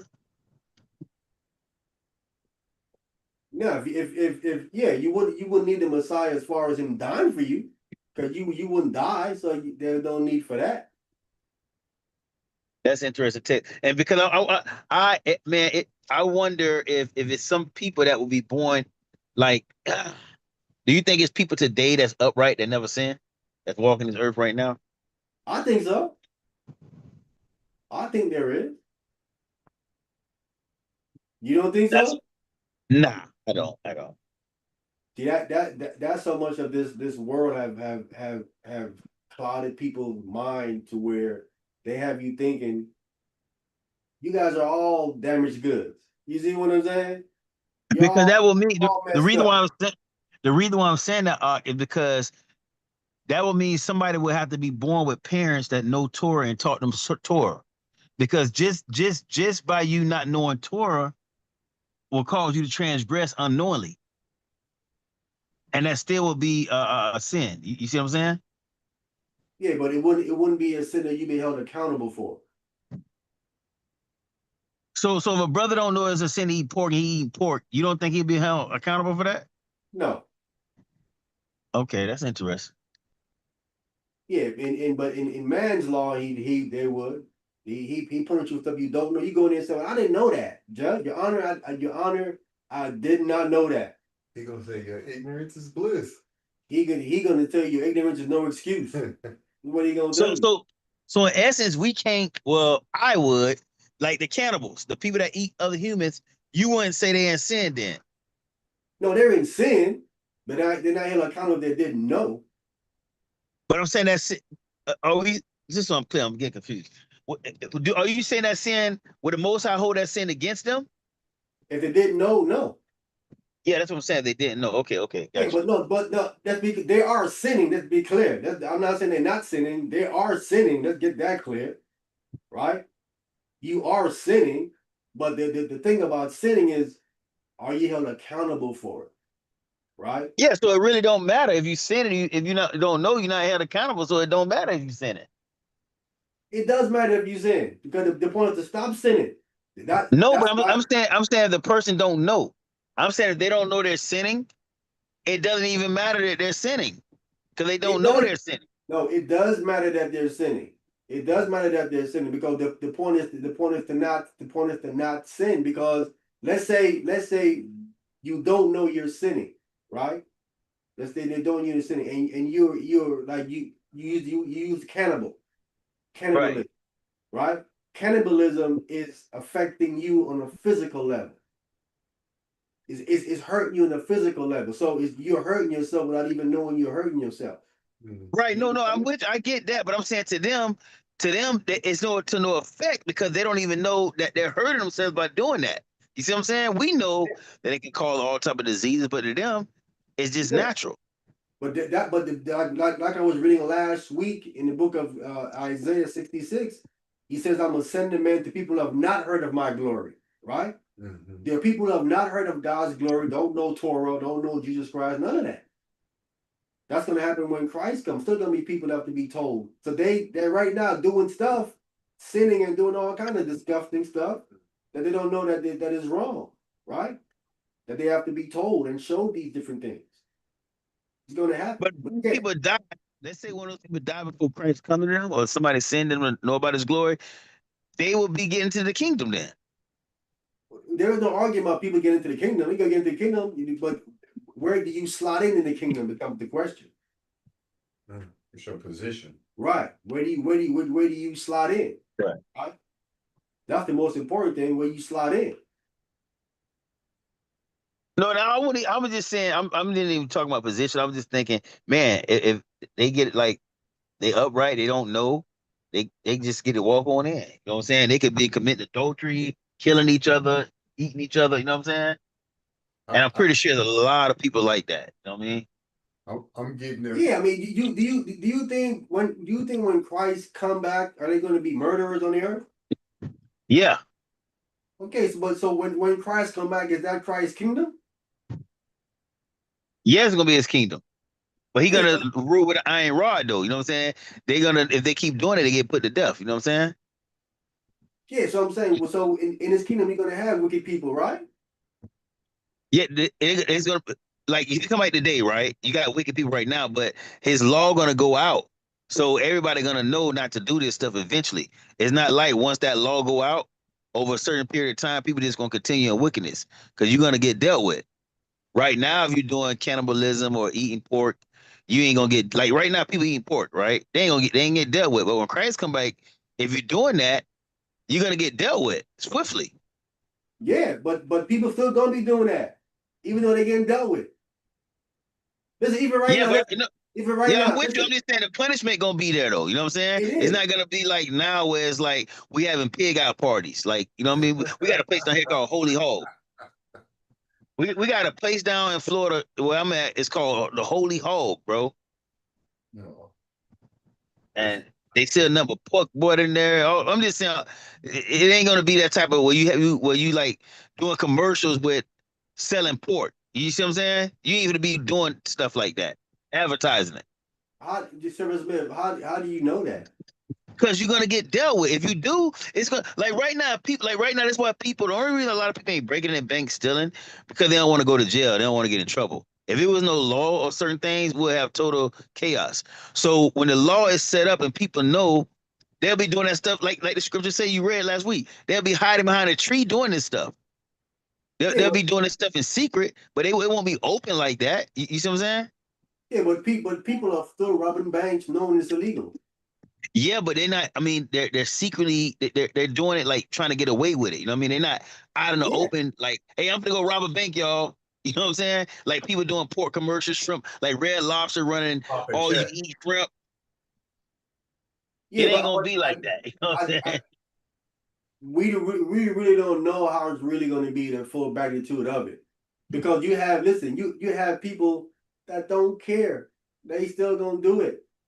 You know what I'm saying? They just saw someone got put to death for that, and they're gonna go next week and do the same thing. Some people are just stubborn like that. Hard-headed, Stiff man. stiff-necked, all of that other stuff. They just Like, gonna get. breaking the I'm law just saying they down. gonna get dealt with swiftly though. Y'all gonna get dealt with, but you're always gonna have these other ones coming up, right? They want to go against the norm. There's always people want to go against the norm, right? And they're gonna get dealt with. You're gonna continue to have those people who are gonna do that. And again, that's why I showed you. Even after the New Jerusalem come down, you still have a bunch of liars and all that other stuff still here as well after that come down. You know what I'm saying? They still here doing a whole bunch of foolishness. You know what I'm saying? I think people get a misunderstanding of Christ's kingdom. They thinking when Christ's kingdom come, everybody gonna be right. No, don't say that. Don't say that. If that was the case, there is no way that Satan can amass a whole army to go attack Jerusalem after he get released from his prison after 1,000 years. That's after the millennium reign. So after the millennium reign, right? He amasses an army to go attack Jerusalem. How does he get an army that big to attack Jerusalem after 1,000 years of Christ putting down his rule and putting a smack down on people who's doing the bad thing? You would think they would say, hey, for 1,000 years he's been putting a smack down. We ain't gonna go attack them, right? You would think so. No, they say no, we attack it. God and they God. And that mean they was already against the grain, looking for somebody to buckle up. There you know go. what I mean? We need a leader. We need how Jesus came to us. We need a king. We want a president. We want a. That's how they already bucking up. We just need somebody that could go against them, strong enough that could. Somebody who know the plan of attack. And we know it 9 times out of 10 ain't gonna be Israelites. No, it ain't Israel. They're attacking Israel. That's why when I'm reading that, that's why the scriptures say to meditate on the different things, because you have to understand if they're attacking like that, then they have to been amassing their army and been low key plotting for a while. Planned it all out. Plotting for a while, just waiting for the right time and the right, like you said, the right leader to come lead them to attack. Right? So all the time through the millennium reign, they low key hating. They low key ain't with it. Right? So they say, yeah, we're gonna follow you, but behind the scenes, they talking a whole bunch of nonsense. We waiting on our leader. You know what I'm saying? And I'm saying to myself, of course, Christ would know they talking nonsense. Be like, man, God, like leave them. We gonna get him at the end. We gonna get them all in one swoop. You know what I'm saying? It kind of made me think of for all the little racial stuff we go through, and then Mexican Monster. Mike got to throw Mike Tyson up there to, you know what I mean, just to make his crowd look superior on their holiday and all that. Let's throw Mike Tyson in there, man. We just need one. Made the whole crew look solid. One man made the whole crew look solid. Like, wow. That's some seasoning, ain't it? Yes, sir. That's some seasoning. You Yes, sir. seasoned that whole box. The whole blandness over there. They want steak sauce. Bland as ever. The steak knife over here, the gold fork, the Tyson really medium rare, so you know what I'm saying? Tyson came in and put some of that burnt on it, you know what I'm saying? Some season. Made it right. Slap your mama sauce. Yeah, but there's a lot of unknowns in Christ's millennium reign, man. I think people have a misconception of what's going to go on in that millennium reign. There's a lot going to go down in that millennium reign, man. A lot. You know what I'm saying? All right, so let's now we in Ecclesiastes chapter 8, verse 1. Ecclesiastes chapter 8 from the top. Who is as the wise man, and who knoweth the interpretation of a thing? Yeah, who is as a wise man? And who knows the interpretation of a thing? Yeah, who knows that? Go ahead. A man's wisdom maketh his face to shine. A man's wisdom maketh his face to shine. Go ahead. And the boldness of his face shall be changed. Yeah, this is one of the top scriptures back at ISU PK. Right? This is what they go here when they speak about the Messiah, right? His face was shining, right? That his face was shining because of his wisdom. right? And then we have with Moses when he came down from the mountain, his face was shining, cause of his wisdom. All the information he don't got, right? Come, bright light, Huh? bright light. Bright light. You know what I'm saying? Wisdom. God. In this way, they got a lot of stuff. Yeah, can we get Wisdom of Solomon? Come. Chapter 4, verse 9. I got this. These things bring back a whole lot of these was verses, man, that ISUPK loved to go to, man. Those were the go-to verses.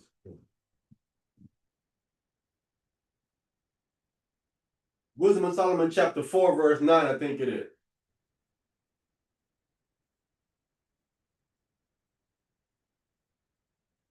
Yes, it. This is another verse there's to go to a lot too. Go ahead.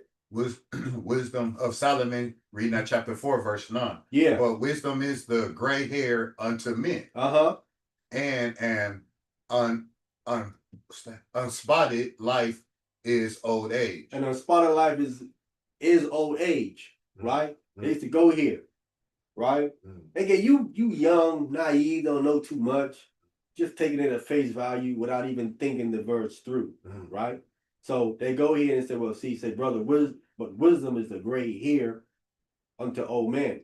So this is an argument to say that the Messiah, when he was here, right, 30 years old, his entire hair was gray. Conjecture. You know, no verse says that. Right?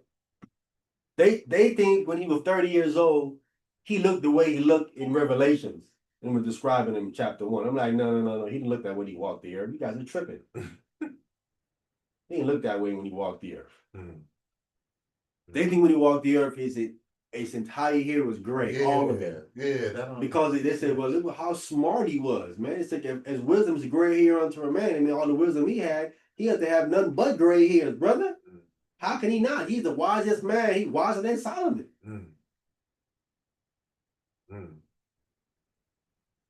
Conjecture. We need more evidence.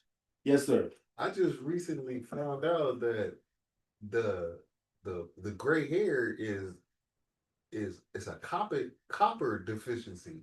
If you don't have enough copper in your body will start to pull it from your hair, and that's what draws the color from out of it. Yeah. Yeah. I guess Christ's body was putting all the copper out his head in. But maybe because he was using that wisdom 24 hours a day. I don't know. I'm just saying, you there's certain things you read, you have to really gotta kind of like get into the understanding of it, because how does it really relate to reality? And you're trying to say no one's arguing the Messiah was wise. Right. Was he completely fully gray? No one actually really knows that living today. You have some kind of connection to the spiritual, right? And more than likely it would have said that. It would have, yeah, that was, I mean, man if he with had the white hair. they looked at him like, how you 30, how you all gray? Oh, 29. I think that would have been something they would have wrote on. They would have wrote on something like that. Then the last part said, and unspotted life is old age. Which again is not true. There's a lot of men with old age and their life is not unspotted. Right, spotted all up. Like that. Spotted all up. I can't take that one face value like he all white hair. No. Of course not. No. Of course not. Without That's not being what he seen or told or Not at 30. Not at 30. Yeah, because Mary would have mentioned that somewhere. Somebody would have mentioned or maybe it's that. disciples or something. Yeah. No, it's not like Wise that. person, Paul or That's something. not even in no kind of tradition. Sometimes tradition would have brought that up. Something like that. Right. Tradition talked about how Mary lived in the temple, and for years people didn't even believe that until I was reading in Hebrew Luke. But there's no tradition about how he was fully gray at 30. No, nothing. This is the old, you know what I'm saying? I'm saying when people take verses out of context, man. just to make a point. You know, people are still teaching that Jesus Christ in Daniel chapter 10. And that's not him in Daniel chapter 10. He went over it and ran over it. That's not him. And they're teaching that's him. No, that's not him. That's not him at all. All right, let's go back to Ecclesiastes chapter 8, Come. verse 2. Verse 2. Come. Ecclesiastes chapter 8, verse 2.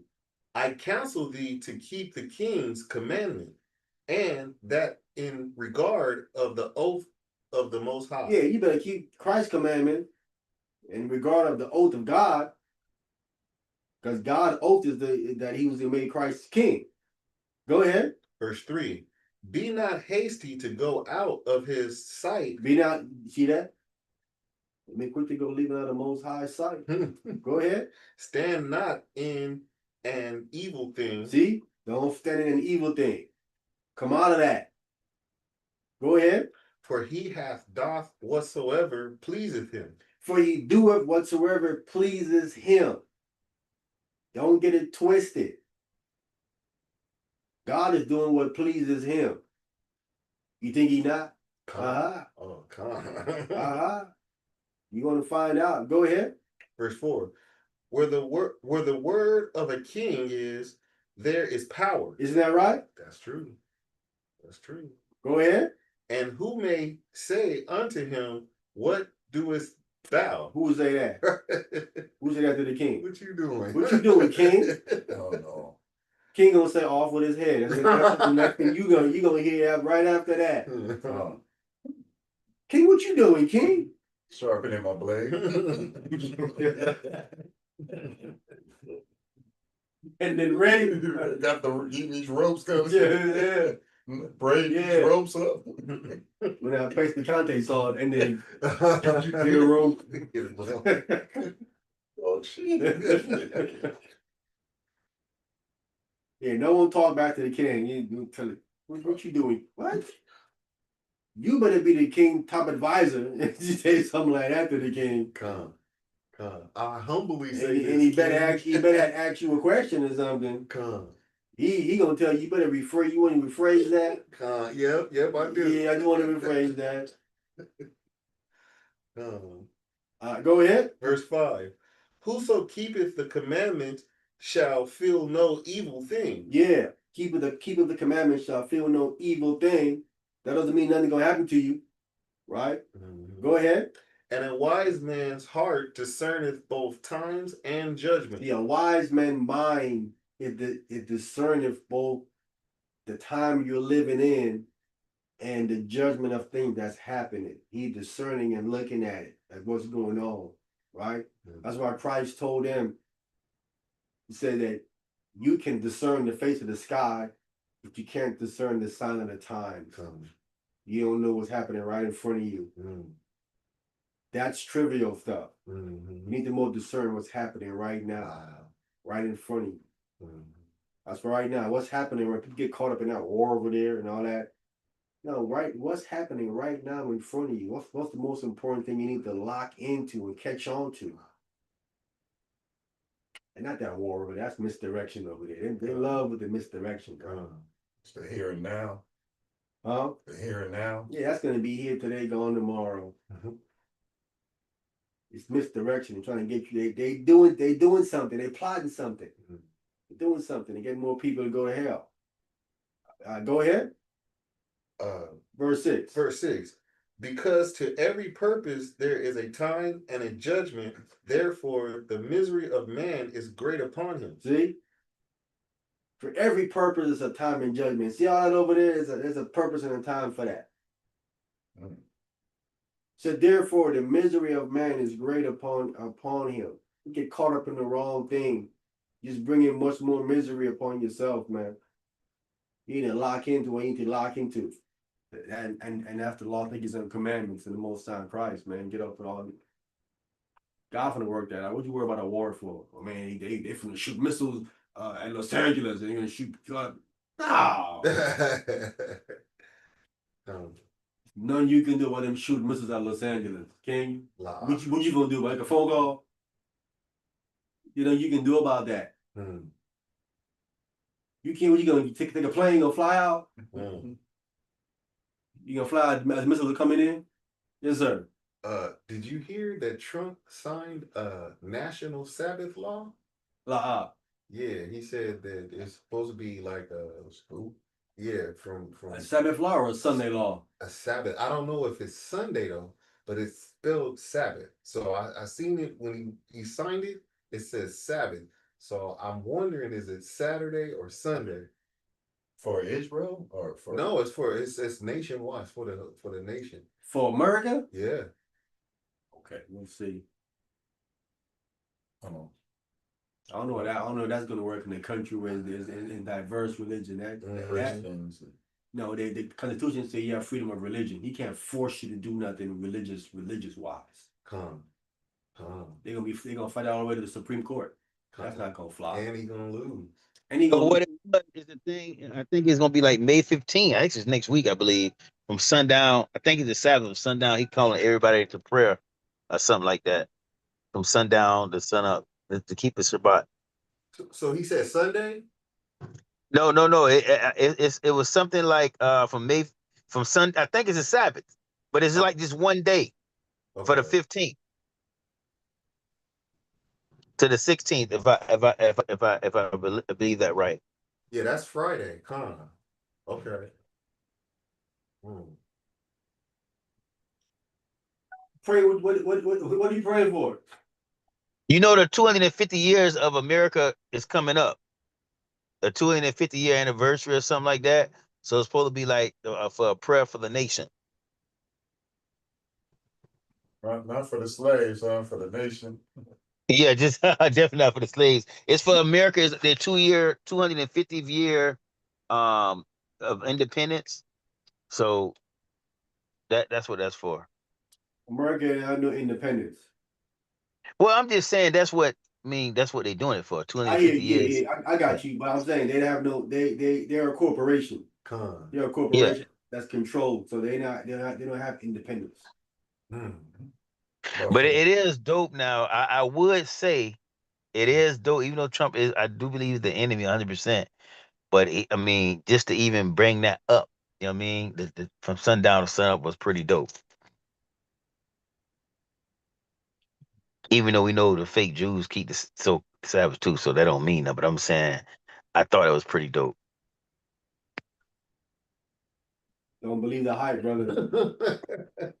I'm saying he said. I mean, I don't think they're gonna be really. You can keep the Sabbath day and still be a full-grown demon. You know, the guys. Think about the brothers that killed the Messiah. They was keeping the Sabbath day. They don't mean nothing. But I'm just saying. I just think it's Brother, you still can't. like, I'm like, There's no way. huh? There's no way to keep the Sabbath from being a full grown demon. The oxymoron. Well, I'll say not a believer in Christ. I'll say that. I'm saying I'll if say that. the commandment is to keep the Sabbath holy. So if you do anything that's wrong, you're not keeping it holy. You're not keeping the Sabbath. Right. Well, at least I'm saying, you know what I mean. Well, maybe you don't. I'm saying like the people that killed the Messiah, those Pharisees, you would call them Sabbath keepers, right? No, Well, they would say they Sabbath keepers. I get what you're saying that they breaking the law and different things like that. They weren't keeping the Sabbath, but they still honored it, even though they were wicked, you know, or they were being sinful. But they observed it. I'll put it that way. They observed it. you talking about They the high didn't say 40 day? You talking about no, you no, talking no, about no.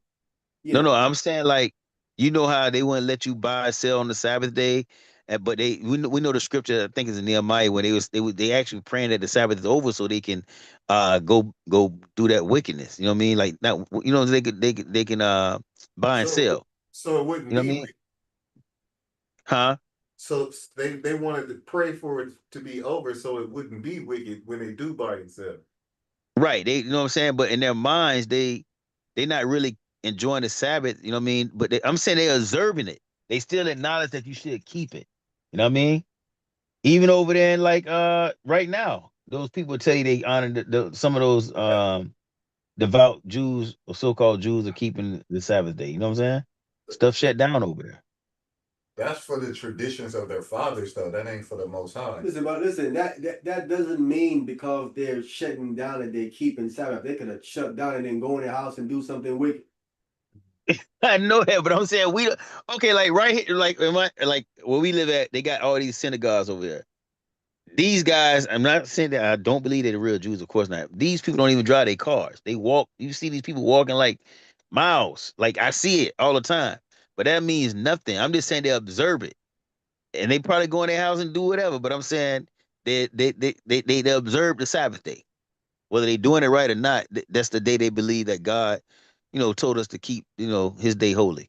I, How I, they I, doing it? You know what I mean? all I would say that they recognize the true Sabbath, observing it, something different. Yeah. Well, what would you think about, let's say, like some of the camps? Do you think they observe it? I think they're attempting to observe it. Yeah, that's what I'm saying. They're attempting Never to observe mind, it. I mean, they're attempting to observe it because they out there with the foul language like crazy out there. yeah. They're following it. You know what I'm saying? No, I get that. I get that what you're saying. Huh. Yeah. Observe it and still defile it. Don't go together. Making it holy. Yeah, like I'm saying that's why I said they recognize what the real day is. Mhm. I give them that for sure, but how they moving on that day is something different. You know what I'm saying? I go I for us wonder what too. these Sunday. I go for Israelites too, not just them, but just Israelites too, because brothers out there doing the most, man. You know what I'm saying? I wonder what those Sunday Christians gonna do now when they see their Messiah trying to keep the Sabbath. I'm definitely gonna bring it up with some of my homeboys too. Hey, which Messiah is keeping the Sabbath? You talking about? Trump. They think Trump their Messiah, man. Who thinks that? Yeah, A lot Trump. of people think that. They think he Trump like the trying to king. They think pose. he's the guy. He be taking the little pictures with the little rolls. Yeah, you haven't seen that picture yet? Oh. Hey, Trump said, I don't think it's Trump doing it though. They trying to. Wait, they think Trump is Christ? Well, they know he's not Oh, Christ, yeah, but he's they Christ. trying to elevate him. He just got a title shot at him that he is the highest ranking Mason in the land. Yeah, because when he did that picture with him Right. having, like he healing someone and they told him That picture, that's the picture. yeah, but he said he didn't know he didn't know that was Christ. He said Right. He said he didn't know. I wasn't trying to do that. Right. Yeah, I heard him "No, say you that. believe I don't that? believe him. I don't believe that, dude. That dude know You exactly don't what he's know doing." that's Christ. Then how people thinking you Christ? He don't even know that, so he wasn't trying to say that. Nah, that man did know that, brother. He had to That's sign off on that the picture. He Republican. signed off on that picture, bro. And even so, even if he say he didn't know, he not no healer. So why? He probably didn't look at the picture. He just like, yeah, next. He said he wasn't trying to do that. He said he didn't know that was Christ. Yeah, I don't think he'll deny that. It didn't sound like he was lying when he said it either. Yeah, he was like, Look at the picture. he could simply say, "Yeah, I was trying to do that." Right. But he was like, "I wasn't trying to do that." right. Like he That's said, when the people. Reason why he came out his before. wife on Hold purpose. on. He He said, knows, I yeah. did Bro. that. Come. No, but before it took him it took him 48 hours to come out and say that. That's when all those Sunday people started coming against him. Then he came out and said that. Before then, he was letting the picture ride. You know what I'm saying? Then the people, a lot of Sunday Christians start coming out saying that because the Pope addressed him on that. Then this guy started coming out and then he dissed the Pope. He was like, "Yo, who is the Pope?" Wow, I didn't hear that. Yo, he told the Pope, bro. He told, hey, bro, straight up, bro. He said this 100%. You can look this up. He told he told the Pope, we'll come, like take y'all over. But basically, if you don't chill out, we'll come get that. Wow. That's what he said. He told Wow. him that, bro.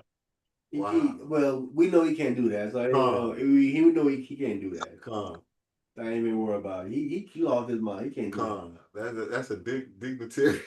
Huh? That's a dignitary. that. No. The Vatican is sovereign. Come. They're in control of the no. You can't go there and do nothing. They got their own military, army, everything. Right. State, and all that. Yeah, that's called Vatican City. Yes. Yeah. They ain't controlled by nobody. Right.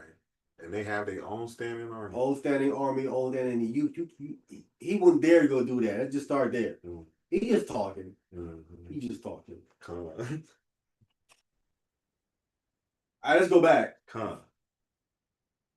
We in verse 7. Come. For he knoweth not that which shall be. Yeah, he don't know what's gonna be. Go ahead. For who can tell him when it shall be? Yeah, who's gonna tell you when it's just gonna go down? Go ahead. Verse 8. There is no man that hath power over the spirit to retain the spirit, neither hath the power in the day of death. Yeah, when that day comes, you have no power to say you're gonna keep your spirit. You're gonna give it up, right? The Messiah specifically say, see, and that's something that people don't even think about, Wow. right? Wow. When you feel yourself dying, do you say what Christ said? Meaning, Father, into your hand I commend my spirit, like he did. Isn't that wise to say what he said? Follow me. Wow. Right? I'm reading and I'm like, that's what you need to say. Father, into your hand I commend my spirit. Wow, that's beautiful, Rod. Beautiful, beautiful, beautiful. Just like he did. Man, man. Man. Okay. You know what I'm saying? Wow, that's food for thought right there. That's Just like he said it. Because like it says right here, no man have power to retain the spirit. You have no power in the day of death. You ain't gonna retain it, so just release it into the hand of the Most High, unto the Father. Go ahead. And there is no discharge in that war. There is no discharge. There's no discharge in that war, right? Wow. You ain't putting up no fight. Not even a fight. Wow. Go ahead. Neither shall wickedness deliver those that are given to it. Wickedness ain't gonna save you in that day of death. There ain't no. When that day comes, that's the day. That's the day, right?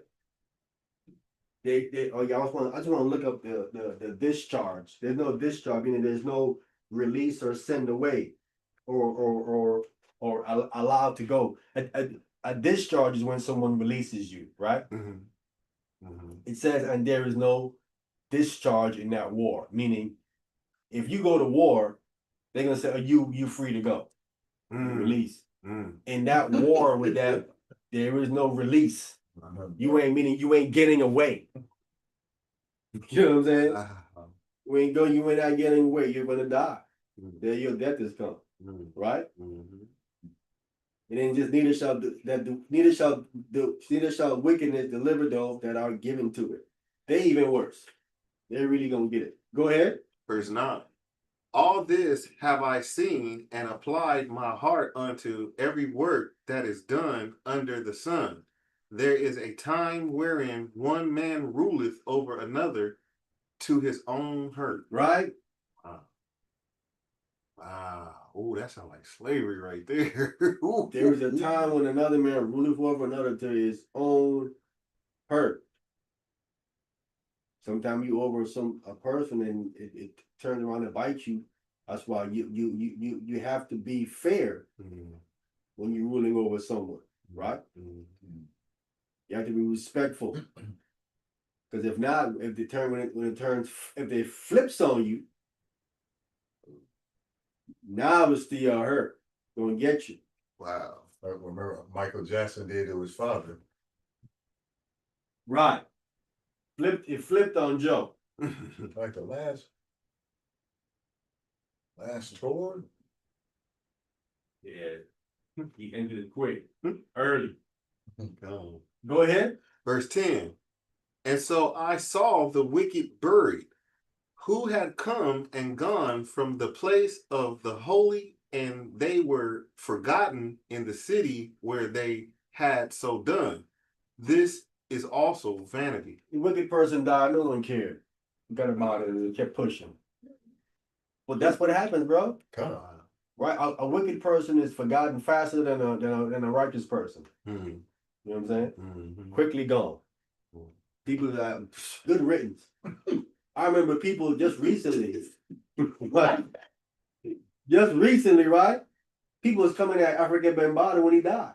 Wow. It was like, they said, no sympathy for him, we don't care. People saying, good riddance, I'm glad he gone. You know what I'm saying? After all the molesting he doing, he forgot it quick. When no had nothing good to say about him, you know what I'm saying? the servant, I think Karis wanted someone that said something good. They jumped all over them. Mm. Jumped all over and said something good about him. God. All over them. What y'all talking about something good about him? You know what he did? You tripping. No.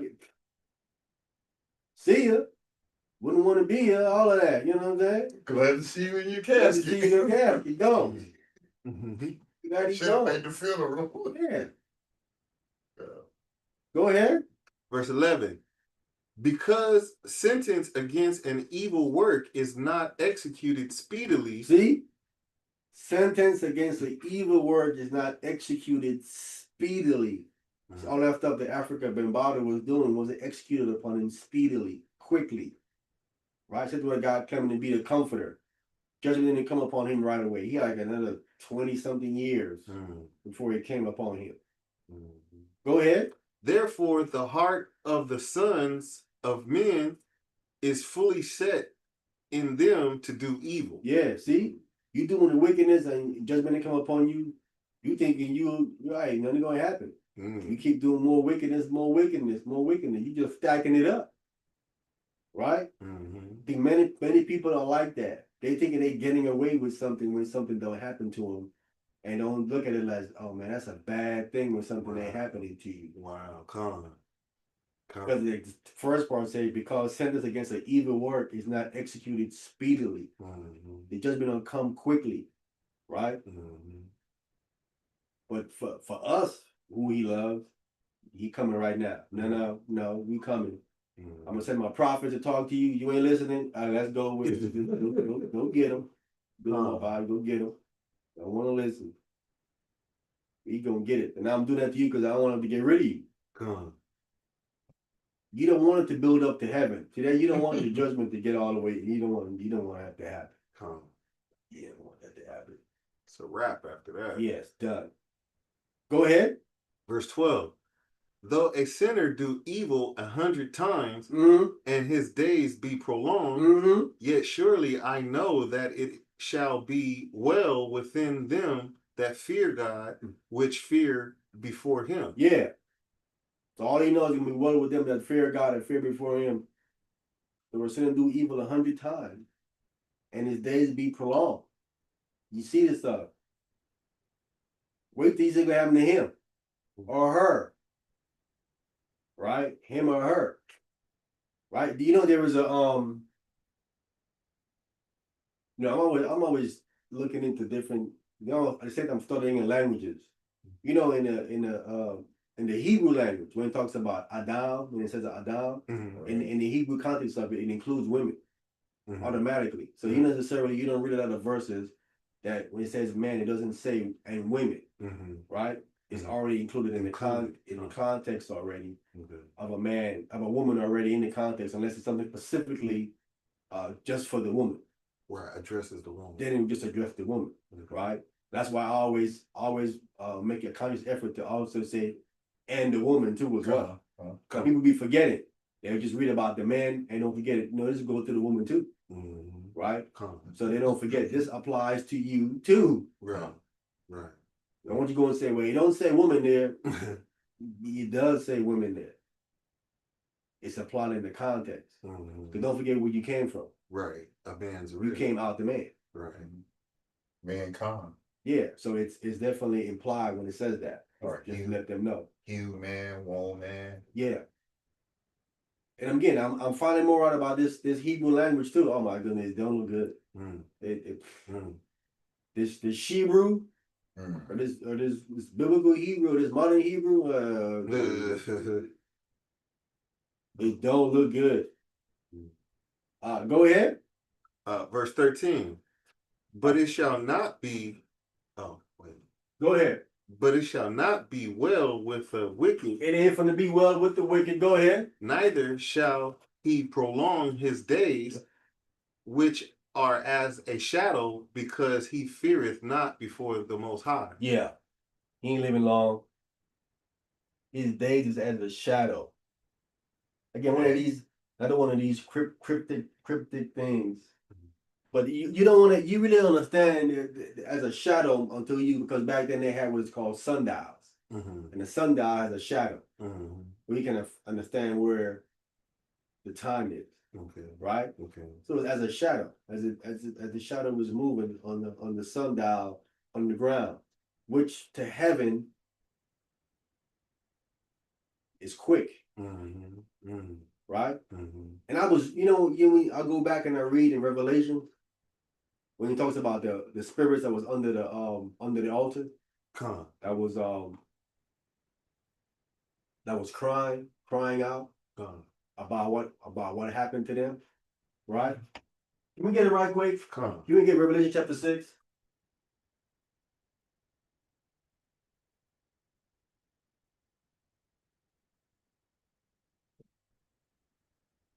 You gonna take this one? Good.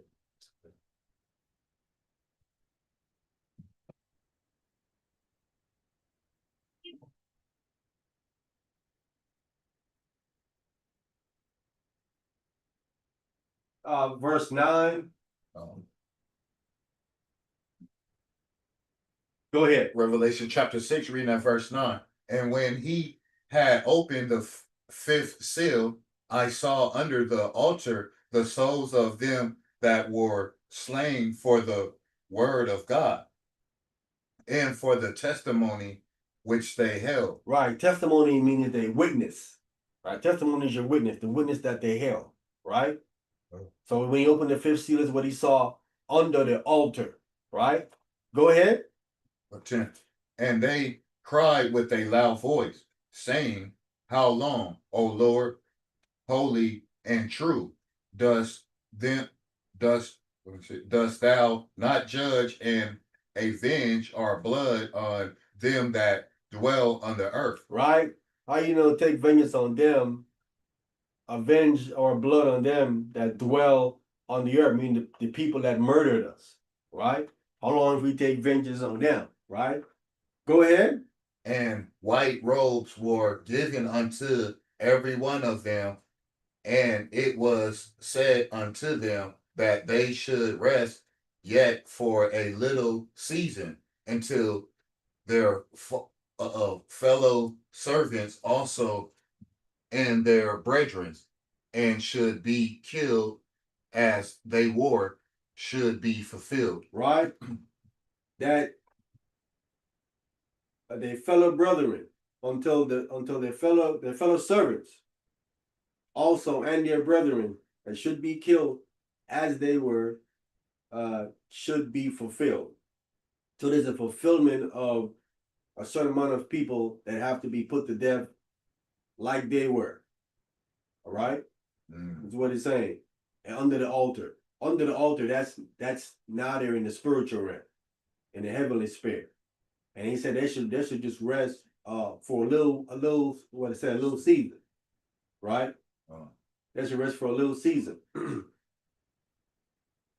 So they're in the spiritual realm and them saying that a little season to them could be thousands of years to us, right? So when that is said to them, where we at right now, it could be almost the end of that little season.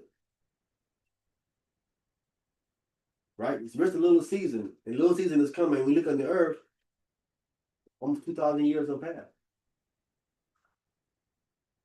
So they looking like, yeah, because they're under the altar in heaven.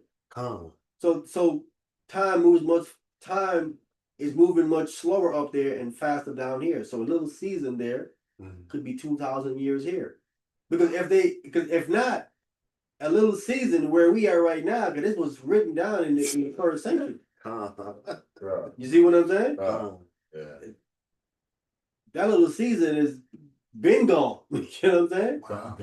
That would have been gone unless if they're in the spiritual realm, then that little season would probably be equate about 2,000 years. Like now they're like, oh, we're nearing that time. The little season's almost up. Wow. It's almost 2,000 years. Mm. Yeah. Because I would have made sense the little season in the first century, because even throughout that time, believers in Christ has been dying, been hunted down and put to death. They hunted down Christ's church, brothers and followers, throughout the years, and then be killing them. It says right here that number should be fulfilled. So we see again over and over again. We see this number about fulfill, right? Wow. Last time we went over the time of the Gentiles be fulfilled, Fulfill, calm. right? It's Huh. everything something got to be fulfilled, be filled up. Right. So we went with something to max out till they get to their filling point before God start bringing in that judgment. And this got to be close to this time, this little season where people going to be fulfilled, because people today are still being put to death for their belief in the Messiah, right? For the belief in Christ. It's still happening. Some like they have been beheaded, hung, and all kind of stuff, we bring up another point, which I never looked at. And it never dawned on me. I don't know if I read it or something, but it never dawned on me that the Bible said over and over again, Jesus was slew and hung on a tree. And it never dawned on me. I'm looking in slavery that slaves was the same thing, was slew and hung on a tree, just like he was. Because the verse keeps saying you have to suffer like he suffered. And it was dawned on me that that's what it is doing. They're suffering like he suffered. They're being slain and hung on a tree, like he was. Like this verse is saying, to your fellow servants, also and your brethren should be killed as they were. Slew and hung on a tree like the Messiah was.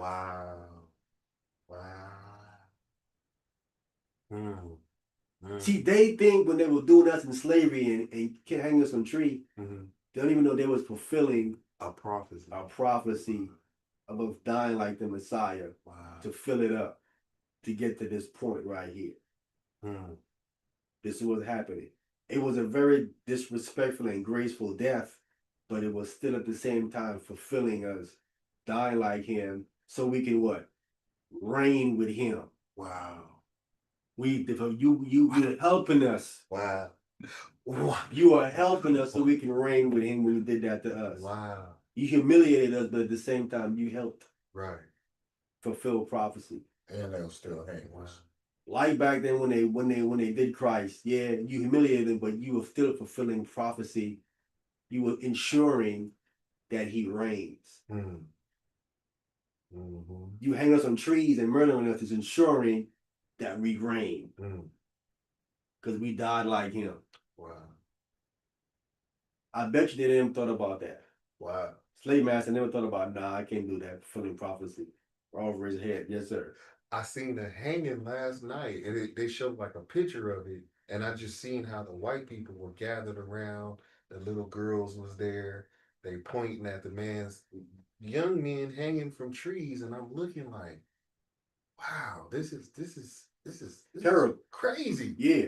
But the people were enjoying the hanging. It was like that was their entertainment. They all come out to see these black boys get hung from a tree. And I'm like, wow. Times are funny, man. Times are funny. That was an end type thing back then. It looked like they did it every week too. Well, they doing that and they're fulfilling, I believe, this verse right here, verse 11. All praises to the Most High. You told them just wait a little season until your fellow servants and your brethren should be killed as they were, should be fulfilled. Clearly is getting close to that point that it's being fulfilled. Right? That little season has to be coming.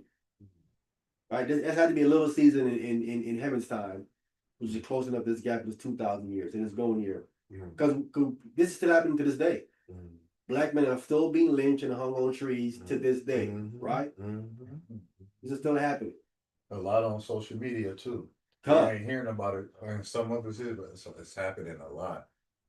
So this should be nearing its fulfillment. And on Halloween they putting black dummies, dressing them up in all black and hanging them in front of their yards. This is near its fulfillment, and also near fulfillment. I watch a lot of these brothers, man, that's in the NBA and football, and they living it up. They living it up.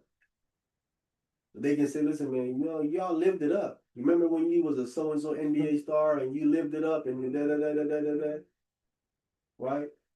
And then we have in our turn, living a regular poor life, you know what I'm saying? Son of surviving. Mhm. But it could be in the last life, we might have had one doing one living it up there. Mm-hmm. And they were living it down. Okay. Right? In their past life, we was the one who hung on that tree Mhm. and burnt. Mhm. You know what I'm saying? Mhm. And now we come to fulfill the part of us living a poor life, regular man life, but still be able to come back and find our God in His Son, Wow. locking everything in, Come. right? Fulfilling everything all the way out. Wow. At the same time, the Gentiles' time, their rulership is also being fulfilled and filled out. Come. So everything is locked in place. Come. Now it's time to go ahead and send Christ, because now everybody's been slotted into their place. Come. Yes, sir. And that just reminded me of when you brought up how the ones that had to pass in the wilderness, and then they was, because he said he was gonna get them a certain way, and then later in the scriptures you see that he got them. You when they got it. That was good. That was Yeah. good. Yeah. Huh. We would Yeah, have died for went down there and preached to them Come. and talked to them. Mm. And then pull some of them, not all of them out, Come. Mm. up out of there. Come. There's many ways they got to kill us. The history is normally a hanging. Like we get gunned down on the street, keep the foot on our necks. Any way to run us, or any way to kill us, putting disease all through it. But the hanging is, we'll all gather up to see that one. Oh. Shooting, like we shoot them every day. We ain't throw it on videotape. The hanging, like, hey, come on, man, get that can, you know it's the hanging. Lynch. Leader of the lynch. A lynch mob. Lynch mob. They still doing their thing. They've been doing it. But again, they're helping us to fulfill prophecy. Denying that those that went through that, man, humiliating, but then when they get the reward, it's gonna be well worth it, right? Come. Let's go back to Ecclesiastes chapter 8. That reminds me like a white girl with a leash around a black dog neck. Come. Start looking at us funny, like. Verse 14. Ecclesiastes chapter 8, starting at verse 14. There is a vanity which is done upon the earth, that there be just men unto whom it happeneth according to the works of the wicked. Yeah, so there's this thing that happens to just men. According to the work of the wicked, go ahead. Again, there be wicked men to whom it happeneth according to the work of the righteousness. Go ahead. I said that this also is vanity. This is also his vanity, right? Mm-hmm. So he doesn't specify what this is he talking about here that's happening to these people, to these men. I'm trying to see. I have nothing here. We're gonna read down. There's a vanity that happens upon the earth. I was talking about someone getting killed or something. Unto whom it happened according to the work of the wicked. Again, there is a wicked man, and whom it happened according to the work of the righteous. Go ahead. Verse 15. Then I commanded mirth, because a man hath no better thing under the sun than to eat, and to drink, and to be merry. Go ahead. For that shall abide with him of his labor the days of his life, which God giveth him under the sun. Right. So eat, drink, be merry. That happens, every now and then. So the merry mean happy? That's old English term. But not the Mary in Hebrew, like Mother Mary, like that got a different meaning. That's Mary.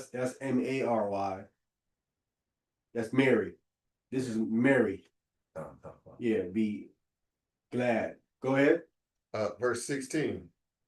When I applied mine heart to know wisdom, and to see the business that is done upon the earth, for also there is that neither day nor night seeth sleep with his eyes. And what that is, I don't know. something that don't sleep. That, you know what? That sound like Pastor Thomas. Hmm. Wow. Yeah, he don't Shabbat, he don't rest, he don't do none of that. What it sound like, right? Come. Back 2 or 4. Thank you, God. Busy. Busy. Go ahead. Verse 17. Then I beheld all the work of the Most High, that a man cannot find out, the work that is done under the sun. Because though a man labor to seek it out, yet he shall not find it. Yea, farther though a wise man think to know it, yet shall he not be able to find Yeah, it. there's too much going on down here, bro. Wow. There's too much going on down here. Wow. You ain't finna figure this out. There's too much going on down here. It's a lot. That's why it's better for you to just keep it simple and just keep the Torah, right? Keep what applies to you when it applies to you. Is better, because other than that, you're gonna kill yourself trying to figure everything else. There's too much going on down here, man. It's above your pay grade trying to figure it all out. A wise man might try to think he knows. That's why you have a lot of people who call themselves philosophers, trying to philosophize all a bunch of nonsense. Do they know what's going on? You don't know what's going on, bro. You ain't finna figure all of this out. It's too much for you to. It's too much for you to deal with. It's too intricate. There's too much things happening at the same time. That's mixing up. A lot of moving parts. There's too much moving parts for you to think you can track it all. Right? So much going on. You living on a flat plane on a land that's circular.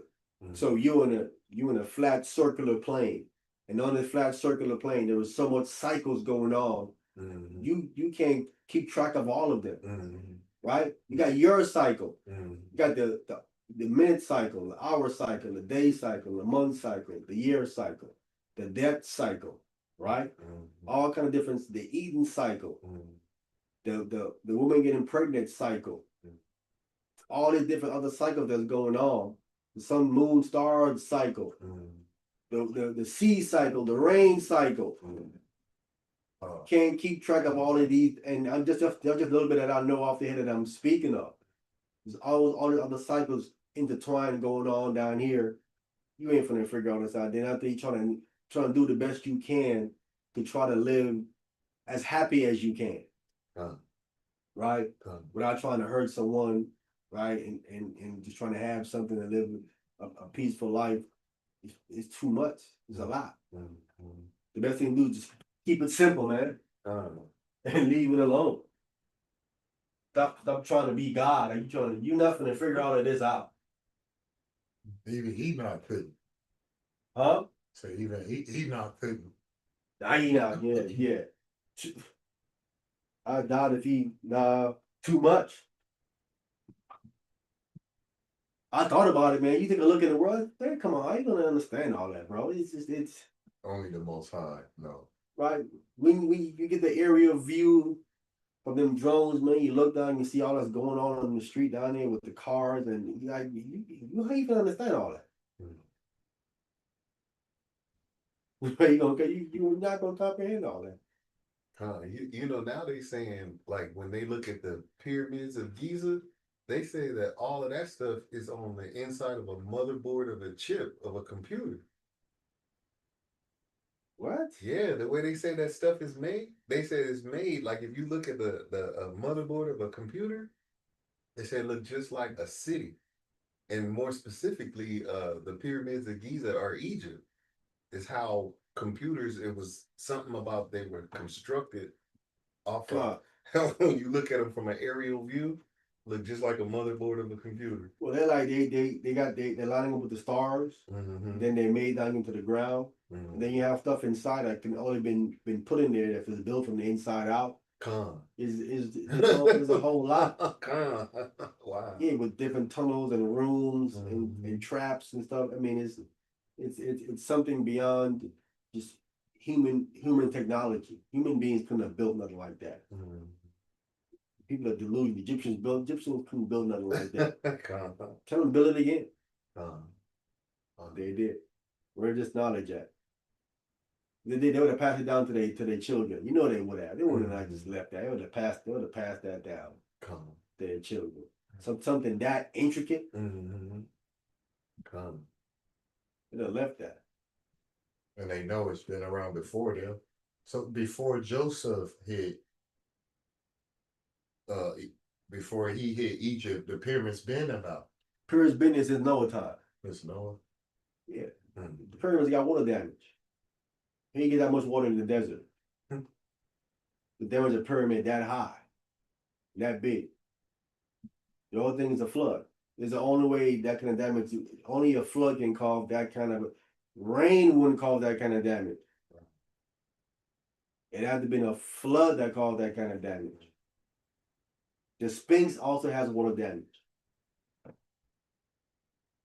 They took a whole bucket of water and just wetting it. Flood damage. So the people that made the pyramids understood they made it to handle a flood or heavy rain or whatever. They made it. They made it for a different reason. Because it has windows in it, which the water went in. The water filled it up. Wow. It has water damage inside too. These people not telling you this stuff. All this stuff is in there. It has damage all over it. That's why it looked the way it looks. Right.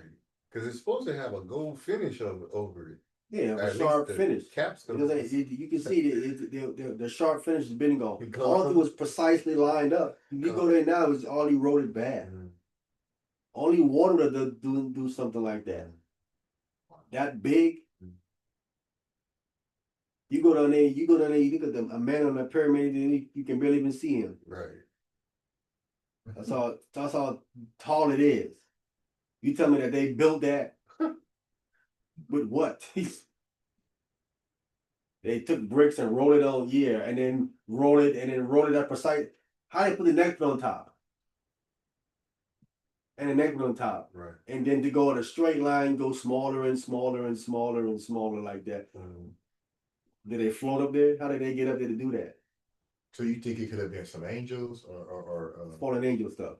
I think it's fallen angel and them giants. Wow. They that tall, they can just put one down, put the other one on top. Right. But they that tall. Right. Things that they got to like 30, they're like 36 feet. I heard them way bigger than that. Man. To 30 meters high. What is So I'm just saying they can, and with the technology of with the fallen angels, they can know how to levitate and float and get it up there. Yeah. And again, but it makes sense. All of that would have taken place during the time of Noah of the fallen angel.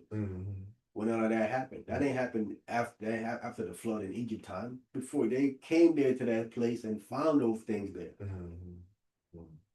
It had all that metaneta stuff on there already. When they came and got there.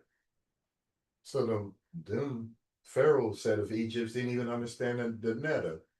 They didn't understand I don't know if they didn't understand it, but I don't think they wrote that. Because the Egyptian language is more of a Coptic town. That stuff on the wall, like, how do you speak that? Right? Because you have one symbol that's the entire word. A symbol isn't a letter, like this is A, B, Q. No, one symbol is an entire word. Or maybe an entire sentence. Like one symbol. You know what I'm saying? Wow.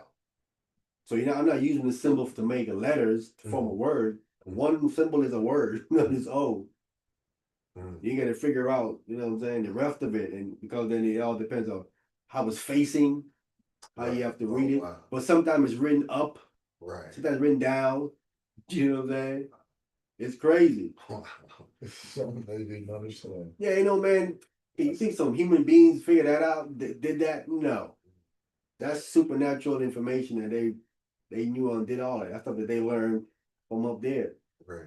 That kind of go right with Job to come before God and God teaching them certain things, and they learned and they know way more than we know. Come. Saying? All right, Ecclesiastes chapter what? Where we at? Chapter 9? Yeah. Come. Ecclesiastes chapter 9 from the top. For all this I considered in my heart, even to declare all this, that the righteous and the wise and their works are in the hands of the Most High. No man knoweth either love or hatred by all that is before them. So the works of the wise and the righteous, they're definitely in the hands of the Most High God. Right? So that's God guiding them and putting them and slotting them in different places and stuff. Right? And the last part is no man knoweth either love or hatred by all that is before them. Reading that last part of that verse, man, for years I kind of struggled trying to understand that. I'm like, no man knoweth love or hatred by all that is before them. I think this is another mistranslation of this part of this verse again. Because all that happened before us, man, you can tell if someone love you or hate you after all that has happened, right or wrong. Yeah, you definitely know, or they're trying to say you don't fully understand. You truly don't know what love is or what hatred is. Because for a while I thought that's what it was saying, that you really don't know what love is or hatred is by all that's actually really happened. I think like that's not. I don't think that's correct. I know exactly. Yeah, especially the hatred. Definitely the hatred. The action, give it away, quickly. Go ahead. Verse 2. Verse 2. All things come alike to all. There is one event to the righteous and to the wicked, to the good and to the clean, and to the unclean, to him that sacrificeth, and to him that sacrificeth not. As is the good, so is the sinner, and he that sweareth, as he that feareth an oath. Trace everything on everything. Oh man, this thing is one thing is coming to them, coming to them all. And I'm assuming he's talking about death, right? Mm-hmm. But again, it's not fully, can be fully correct. Because again, we have Elijah afterward, didn't die. Mm. That's not common to all men, is that? No, No, it isn't. That ain't happening to all men. That's rare. Go ahead. Verse 3. This is an evil among all things that are done under the sun, that there is one event unto all, yea, also the heart of those of the Son of Men is full of evil, and madness is in their heart while they live, and after that they go to the dead. Go ahead. Verse 4. For to him that is joined to all the living there is hope. For a living dog is better than a dead lion. Yeah. Living dog better than a dead lion. Go ahead. For the living know that they shall die, but the dead know not anything. See, that's the thing. We don't know. I always say the dead don't know anything. Right? They know something. They're not like dead. They don't lost all the information. But they don't know that they dead. They at least know that part. Most of them. Huh? They at least know that they are dead. Well, I mean, if she said that Rest. but the dead know not anything. The dead know they sleeping. Right? The text says they sleeping, right? Unless something else happened to them, but they ain't go sleep, right? But even if you are asleep, you dreaming, you know something going on. And like you just blanked out and nothing going on. They said you sleeping, and when you sleep, you dream. Good. So he knows something. So it's get hard to understand what I think. I don't know exactly what he's trying to say. They don't know nothing. I mean, nothing that's important, or what, or he's saying that they don't know what's going on in the land of the living. That might be what he's trying to allude to. Con. I feel that would make any sense, right? Yeah. Right. Uh, You know, nothing was going on in the land of the living. Yeah. Go ahead. Verse 5. For the living know that they shall die, but the dead know nothing. No, I'm sorry, know not anything. Neither have they any more a reward, for the memory of them is forgotten. Not necessarily. It all depends.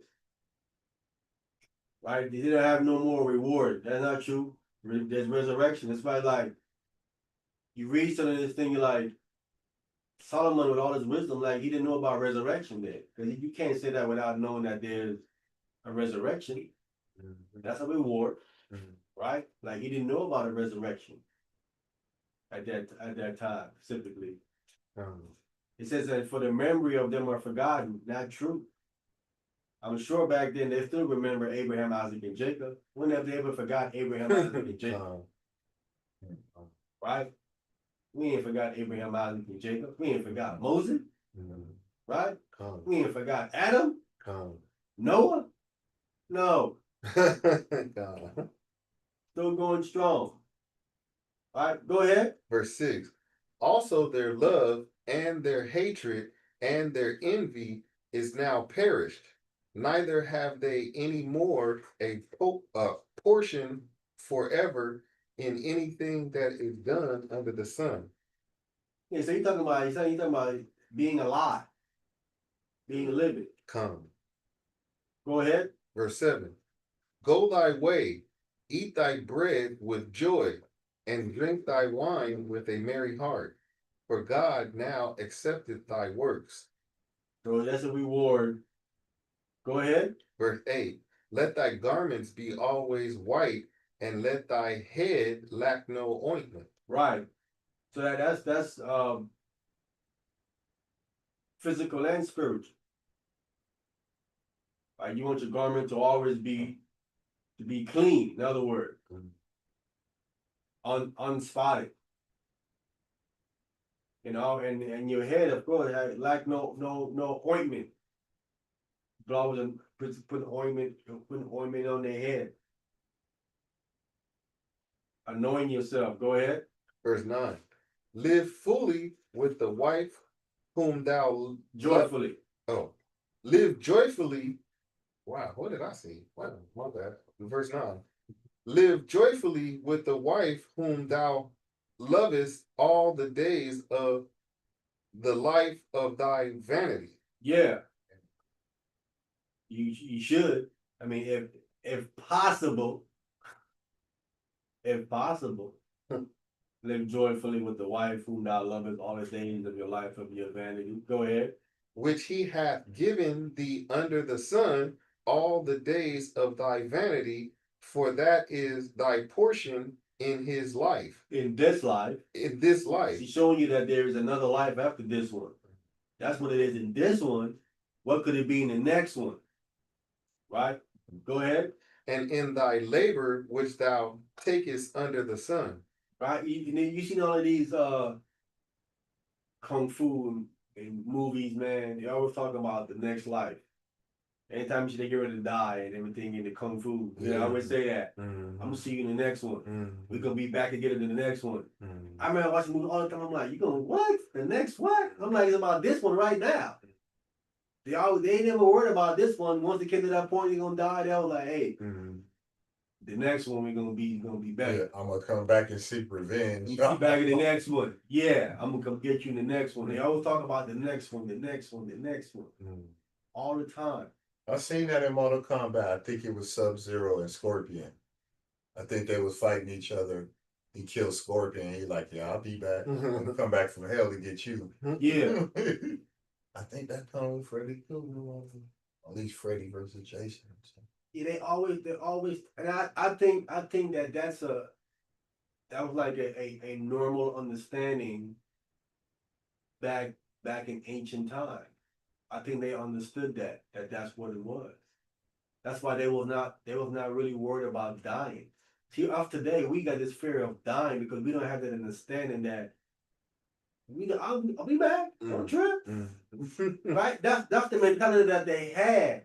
So when death come, they wasn't trying to run from it. They're like, well, let's just get to the next one. Let's just get on through it and get to the next one. I'm not right. People trying to hold on to this one. They're like, no. Right. We need to get to the next one. Right, it's better over there. Wow. Yeah. Wow.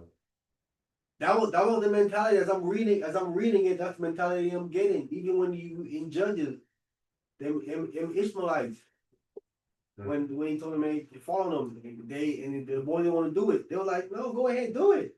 Follow us. I'm like, they had no fear of dying. They were like, yeah, just do it. Let's go. Right. We better get on to the next one so we can do what we need to do. Or what I mean, that's the mentality.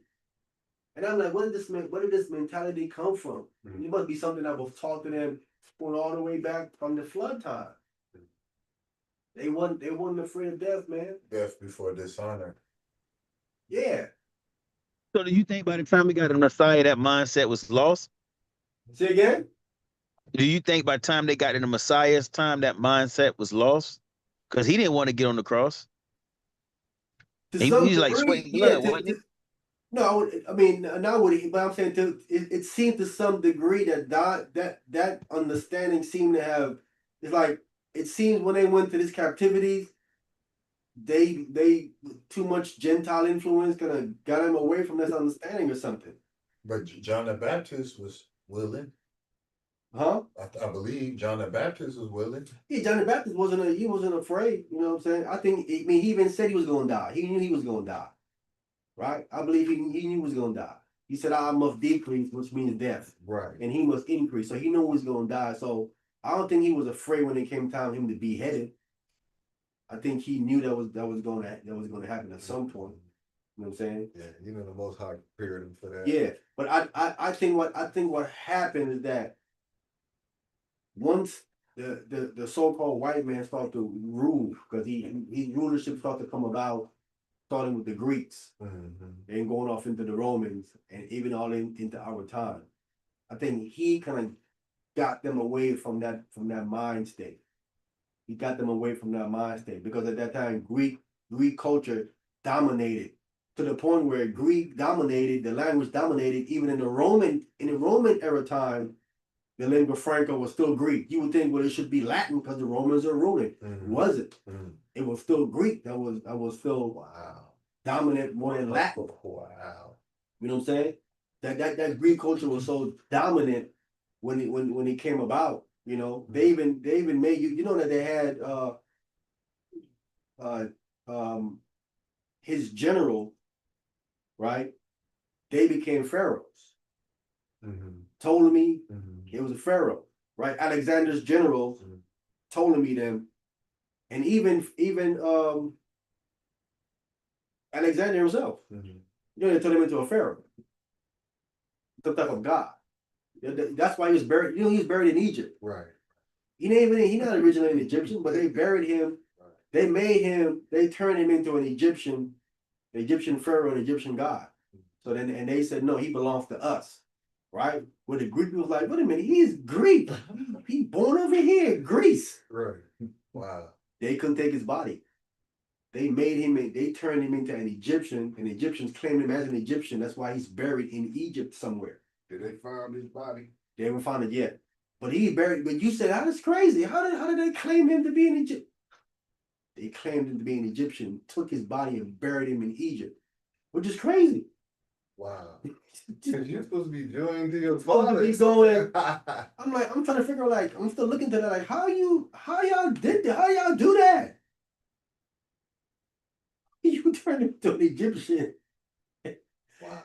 They did it, bro. Wow. It just showed you just how powerful Greek influence still to this day. Huh.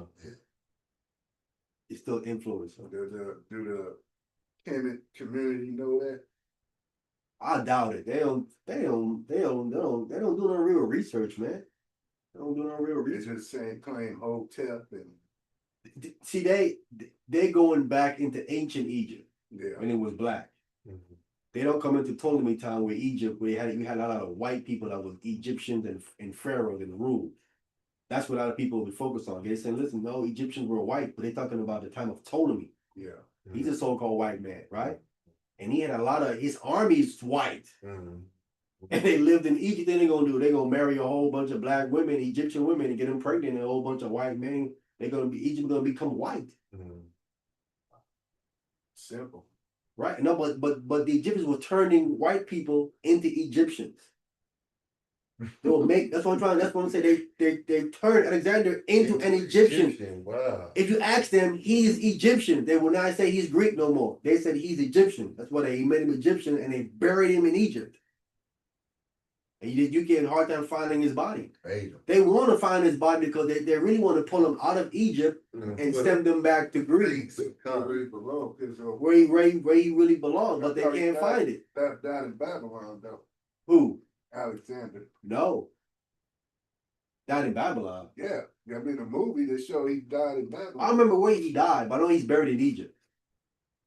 I remember he could have died in Babylon because I know he ruled. He took over and he ruled in Babylon. I remember where he died, but he's buried in Egypt. Wow. The Egyptians made him an Egyptian and buried him there. So they might have took this body because he wanted, because that's how you got Alexander Egypt. Well, he named it after himself. Yeah. Yeah. So he might be buried in Alexander. Oh, he's in there for sure. Wow. He's definitely buried there. Where No, Ptolemy at? Evans about. Huh? Ptolemy's in there too. Ptolemy's there. He's also deified too. He became a pharaoh and all that. But he said, where is Ptolemy at? The You man, don't know where these people are buried at. Wow. They probably hid their grave.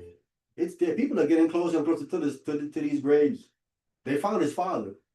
Wow. They found Philip. He's back there. Back there in Greece area. Mm. They found him, but they having a hard time finding Alexander. But he's there. They're gonna eventually find it. It took them a while to find the Titanic, but they eventually found it. Wow. They're gonna find his grave. And that sounds like that window you've been talking about that you close to finding that. Close to finding. Yeah, that window getting closer. Wow. This lady, she found a statue when she was digging him up. She found a statue of Alexander. So she like, I know I'm getting close now. Mm. Because usually this will be buried somewhere near the gravesite. Mm. I wouldn't have never knew that the Indiana Jones was for the Ark of, they searching for the Ark of the Covenant. Yep. Wow. I probably little man. So man. I forgot what he was searching for the Ark of the Covenant at. Where was he searching? Was he in Egypt? yeah, he was in Egypt. It ain't in Egypt though. Nah, So why is he in Egypt looking for it then? that's how they messed. That Steven Spielberg. He the one messed that all up. Even Spielberg is a Jew. He should know better. Yeah, He know it ain't in Egypt. He know better than that. And then George Lucas, both Jewish. But both of them should know it ain't in Egypt. They're trying to just make a story just to make a movie. All they're trying to do. Because I know Jews know the Ark of the Covenant ain't in it. That is the last place they think it would be. Right. Right. and it never been there, huh? Huh? It never been there. Never been there. They came out of slavery and made the Ark of the Covenant. Made in the wilderness. It was never in Egypt.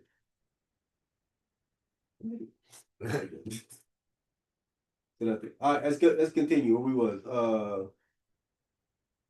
Verse 10. Come.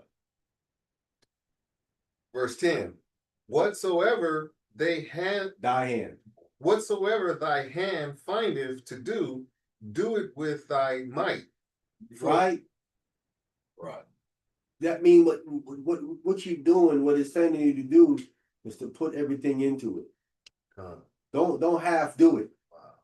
See what I'm saying? Put everything into it because you get in what you put, you get out what you put in. So whatever your hand find to do it with thy might. Put everything in it. Go all out. That's how you're gonna listen. That is why Michael Jordan is the best basketball player. He put more into his game, into his body, into his workout, and what he eat, and shooting and dribbling and posting up and his fadeaway and all that other stuff. He put more work in. You can see it translate onto the court. Yeah. Go ahead. Do it with thy might, For there is no work, nor device, nor knowledge, nor wisdom in the grave, whither thou goest. Yeah, might as well. That's why I say you gonna do down here, do it with all your might. And you take it with you. Can't take it with you. But the Egyptians tried to take it with them. Yeah, they tried, they had. All they do was making other people rich. Spoils. Because the grave robbers, ooh, Man, had a field day. came up, huh? Came all the way up. Oh, Came all the way up. gold chariots, gold Huh? Daytona, gold chariots, gold Daytonas, gold teeth. Do you know who got rich? Right. Vatican. Yeah, they're the ones sending them over. They're the one that sent them crusaders. You know, dude who was robbing the grave with them crusaders. They went to that part of it. They said, well, it was Christian. It was fighting get the Holy Land back. Y'all was also tomb robbers. Wow. That's why you got this next video game, Tomb Raider. Should be called tomb robbers. That's what they were doing. Same Knights Templars. Why do you think they're so rich? Why do you think that Knights Templar order continued so long? Wow. Who are they to the day? Or Huh? who are they to the day? Secret society, giving work lurking in the shadows. They still around. You see it in certain movies. I forgot the last. They was in that movie with the Prince of Persia. Yeah. They up in there. That's them. That dude that was he was reliving certain things in his past and coming all the way down, past it down. He one of them Knights Templar. They still continue to this day. Then you had another organization that was trying to kill all of them off. With other people. But they can't kill the Knights Templar. They're much too advanced for them when it comes to fighting and setting things up. Yeah. And putting things in play. And it had I forgot what they called some cool thing they were trying to find. The Holy Grail? There was something that was searching trying to this guy had it in his memory. That's why they had him, they took him and they had him replace memories because they're trying to replay because he's that dude in the past. Right. So they said his past memories are in his head. So if he plays them back, they're trying to play where he hit it at. And they found they replayed it and showed you where he hit it at. Wow. He had hit it, I think, somewhere in Italy. Wow. And on this clock in this wall or something. Wow. And when they got it, yeah, it was I forgot what they called it, some type of hand or something. Yeah, they were trying to find that. And they found it. So the technology that when you die, all those memories are still there. And when you come back, the memories are still there in your brain. You might not know it's there, but it's still there. They found a way to access it through that machine that they had in that movie. Wow. Access his past memories and everything else. But at the same time, they didn't understand that even while they were doing that, he was talking to his other brothers that was comes in the room. And the people that was working for them, there was also Knights Templar right there under their noses. And they didn't even know it. But they were there to make sure he don't divulge their secret. That was all up in there ready to go. But then he remembered who he was. He didn't know who he was. He remembered who he was. And they were like, man, you lucky. We just going to kill you. We had to. You can have you divulge where that thing is. Wow. But I think the girl figured out where it was. The girl figured out. Putting it together. Because the Grand Wizard was getting impatient. He was like, did you guys find this thing in? I'm taking too long with this thing. We ain't got time for this now. So they found it. It was a good movie, man. Prince of Persia. Good stuff. All right, go ahead. Verse 11. I returned and saw under the sun that the race is not to the swift. See, the race is not to the swift. Go ahead. Nor the battle to the strong. Know the battle to the strong. Go ahead. Neither yet bread to the wise. Go ahead. Nor yet riches to men of understanding, nor yet favor to men of skill. But time and chance happeneth to them all. Time and chance happen to them all.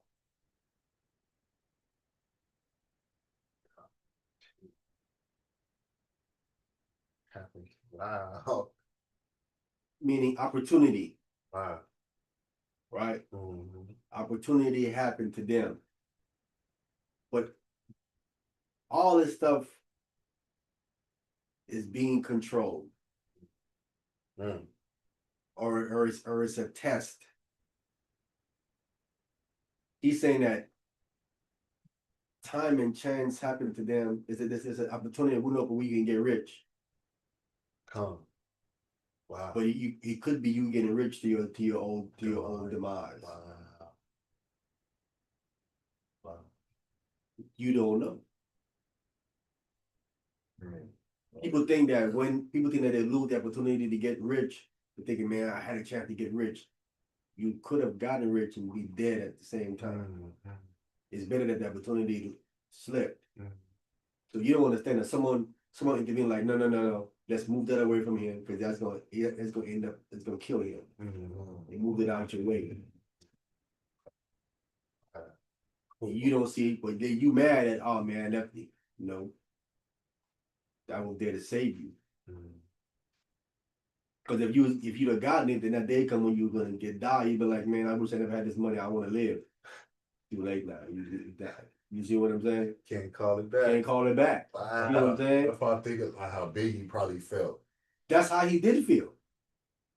That's how he did feel. Wow. I'm sure he had certain things that he wanted to do, Mm. and that he was reluctant to execute those things earlier. Mm. He was saying, I'm gonna execute it after this tour Mm. or after this, and then we come to find out like I should execute it when I want to execute it then. Mm. I took too long to execute it. Because he's gonna leave Bad Boy a long time before that. Yeah. If he'd executed it before, Right. when he wanted to do then. That window. That Wow.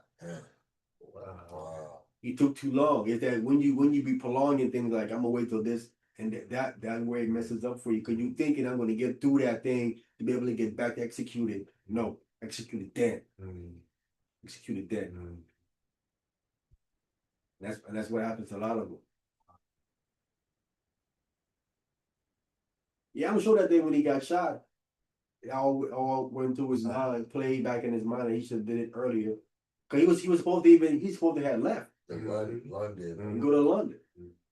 And I'm sure he should have been like, see if I like got on that plane, man. Listening to Puff. Listen to this dude, I wouldn't be dead.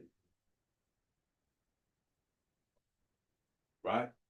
But that's the reason why I tell brothers pray every day. Don't leave your house without praying. Because that prayer is the thing that changes it when you go out there. Mm. It's where God intervenes and deters certain things and make sure you get back home. You can leave your house and don't come back home. You do know that, right? Wow. You take it for granted that you leave or you're gonna come back home. You don't know. You could have left the home and this is the day that you don't come back. Wow. Wow. You don't cross your mind for a second that this is the day that I'm not gonna come back. You don't even know. You understand? I'm the one bringing you back home. You know, you still this dangerous out here. Demonic forces that are trying to prevent you from coming back home, coming at you. I'm deflecting them. And I've been seeing that lately, like on social media, the crisis fighting battles on your behalf. You know nothing about. Wow. But do you know many people today have left home and it's not gonna go back? Mm. The next time their loved ones see them is in a body bag. Mm. And you just going about living your life. That don't cross your mind like, yeah, you don't even think about it like that. Mm. But it could be anything. It could happen. It's why you gotta stay locked in, especially for us as believers. We gotta stay locked in, man. Oh. This is a it's a crazy place, man. It's a wild world. All right, go ahead. Did I finish 12? No, I'm at 12, right? I think You at yeah, you at 12. Yeah. Ecclesiastes chapter 9, verse 12. For man also knoweth not his time. See? Who knows their time? Hmm. You don't know your time. Hamashiach Yahushua. He didn't know his time. See again? Hamashiach Yahushua. Oh yeah, he did. Well, he only know his time because they came and told him, right? When he met Elijah and Moses, they told him about his demise. They told him when and how and all that. That's how he knew, because they were told him. They explained to him how it's going to go down, and now this is what's going to happen. So yeah. All right, let's go. Go ahead. As the fishes that are taken in an evil net, and as the bird that are caught in the snare, so are the sons of men snared in an evil time. This is an evil time that we're in. Go ahead. When it falleth suddenly upon them. When it falls suddenly upon you, catches you off guard. It's what it does. Your only escape, man, or prolonging is the Most High in Christ's name. That's it. Go ahead. Verse 13. This wisdom have I seen also under the sun, and it seemed great unto me. Go ahead. There was a little city and few men within it, and there came a great king against it and blessed it, Besieged it, and built great bulwarks against it. Go ahead. Now there was found in it a poor wise man, and he by his wisdom delivered the city. The poor wise man by his wisdom delivered the city against the king that's besieging it. Poor but smart. And knew what, tell them what to do, and they delivered this poor wise man delivered the city. Go ahead. Yet no man remembered that same poor man. Yet no man remembered him at all. Wow, fade away. This happens a lot.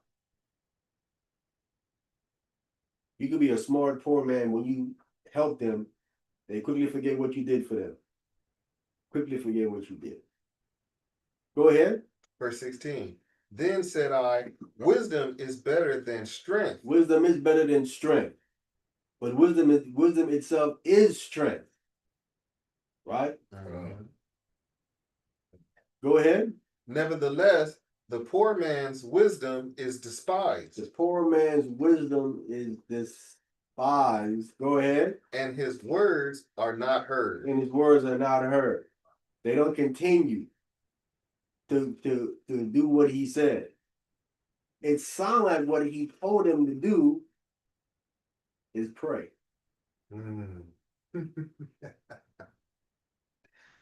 God. Because it says right here, never let the poor man's wisdom despise, and his words are not heard. He obviously told them what to do, pray, and live a certain way. And they did it for that time, but then they forgot about him and everything that he said. And went right back to what they were doing before. Go ahead. Verse 17. The words of wise men are heard in quiet, more than the cry of him that ruleth among fools. See?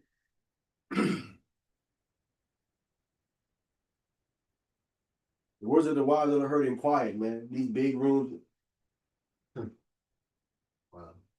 not gonna be heard, especially among him that ruleth among fools. Fools ain't trying to hear wisdom, man. They trying to hear all that. We want to hear what's going on in the streets, who did this and who did that. That's why people are on that app like that, man. They sit up on that app for hours. Listen to them dude run their mouth. I'm talking about it. 8, 12, 15 hours sitting on that app just hearing these dudes run their mouth. Start at HOI. Got one called Chill and Sleepover or something. They start at 11 p.m. That's their time somewhere where they at. From 11 p.m. sometimes they be up there till like in the mornings. I still be when I just be getting home and getting ready to go to bed. They still be on there talking. Yeah, Cause they up before me they talking about nothing on there, man. 2 hours, and then Daniel Oliver was on there this morning. Okay, what are we talking about? Nothing. He was saying something about the father, the parents, reason why your parents whoop y'all because they love you and this and that, you know. Simple stuff with that. You've been known since you was small. If you ever got a whooping from your parents, they didn't know. He's one of them teachers that just don't want to excel in his wisdom. I Nah, think he can make music, and his music is really mediocre. it is. There ain't nothing really hot about it. Nothing. I don't know what you think you doing. You're not moving the needle with what you putting out, bro. You tell me you're gonna talk about you hating. No, bro, everybody's hating, bro. I never heard it. It's not that good. I mean, it's okay, but it's not. And that's you really pushing the okay too. Okay. I mean, you know, it's I don't know, man. It's That's just what I'm like, saying. You pushing the okay. I'm not sure because I'm not sure what I listen to, but you know, it's what about the other guy, the Yasha Oliver? He better. He better. Okay. Yeah, he's better. But he been around. He been around long, He yeah. PMD and all Yeah. that. Okay. But Daniela, Daniela came up around the time with Bucktown and all them. Blackout, what's his name? Buckshot and all them. he ain't no buck shot. He ain't buck nothing. Came up with them around Blasey and Gangstar and all of them. He ain't none of that neither. Cause he's up in age. I mean, he's up in his early 50s. I think he focused on the wrong thing.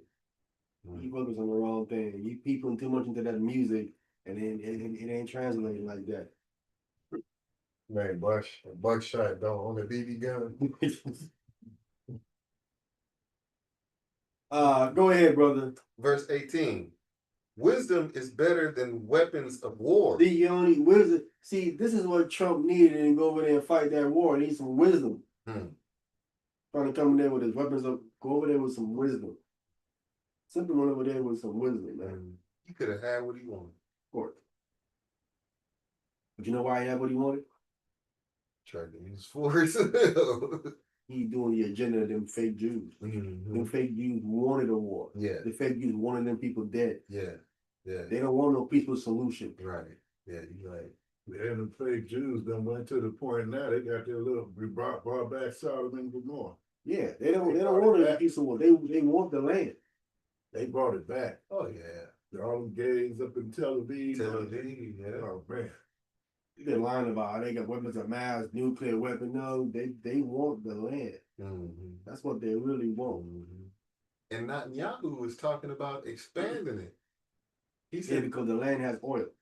Well, they want the land. They want the land because they want the oil.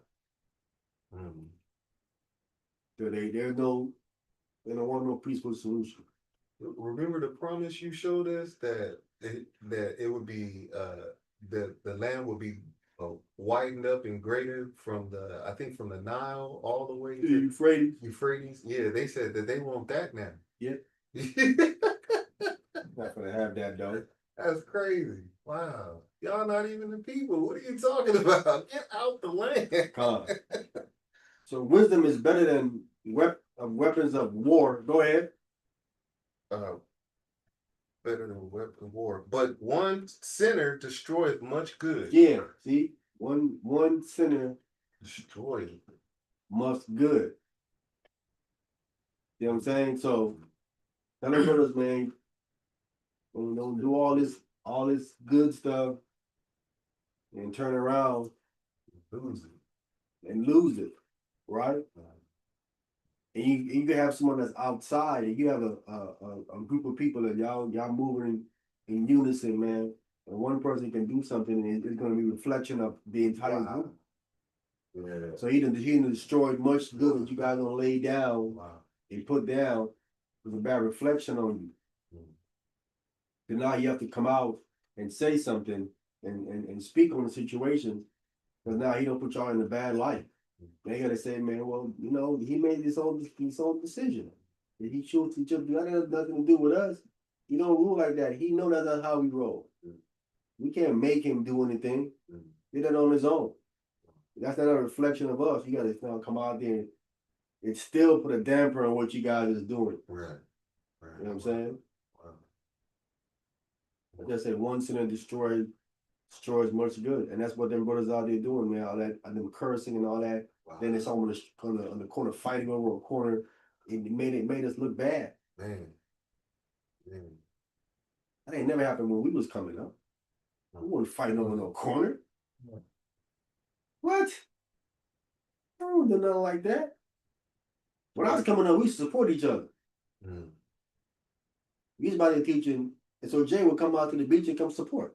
They'll come out and listen to us teach. They're doing an event, we go to the event and support their event. I mean, when I was going, what I saw.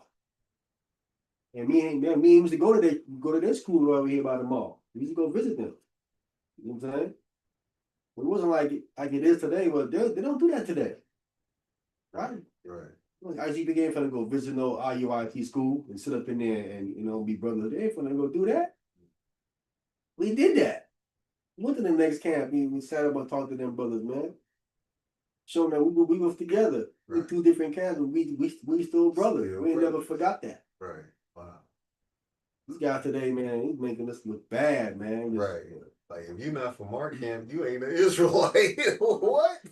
When in truth, y'all can announce that they saying that. But after SOJ did got kind of snobby, then our bar started running his mouth saying nobody can't come and have no fellowship with us no more. Yeah, they did that. That's after this. That's after him and Zainal got into it. Yeah. But that's pride of that's the pride of man. Even he was saying that now says I still was dealing with Sharaf. Me and Sharaf was still rocking and all that. I don't know what he was talking about. But then I found out later on what Sharaf did. I was like, what? Yeah, that's when their camp separated. Huh? Their camp broke up. Because they started all of them started moving out to Lancaster. Yeah. Yeah. Just Wow. moving way out. And I went out there. We did what I mean. You went out there. We Yeah. went out there and visited them out there in Lancaster. Hung out with them for a few. They all got crazy. And when I started dropping that truth on them, they couldn't take it. I mean, you out there, man. Why you ran out there? Crazy. I'm like, oh, y'all, whatever. Is it nice out there? No, No. listen, No. listen, Dad, And it's like in a come on, baby, get end of the world or something. Wow. Man, it's like you get this bad vibe, like you in a Twilight Zone area or something like Right there in that. Cali, Wow. Come on, lady, turn you like in off. Vegas, where you know what I mean, an empty part of Vegas or something. You know what I mean? Stores miles away. Like, Wow. I don't see any snow out there too before. Yeah. What happened? That's it. I'm gonna kill this live stream. This thing ain't gonna stop.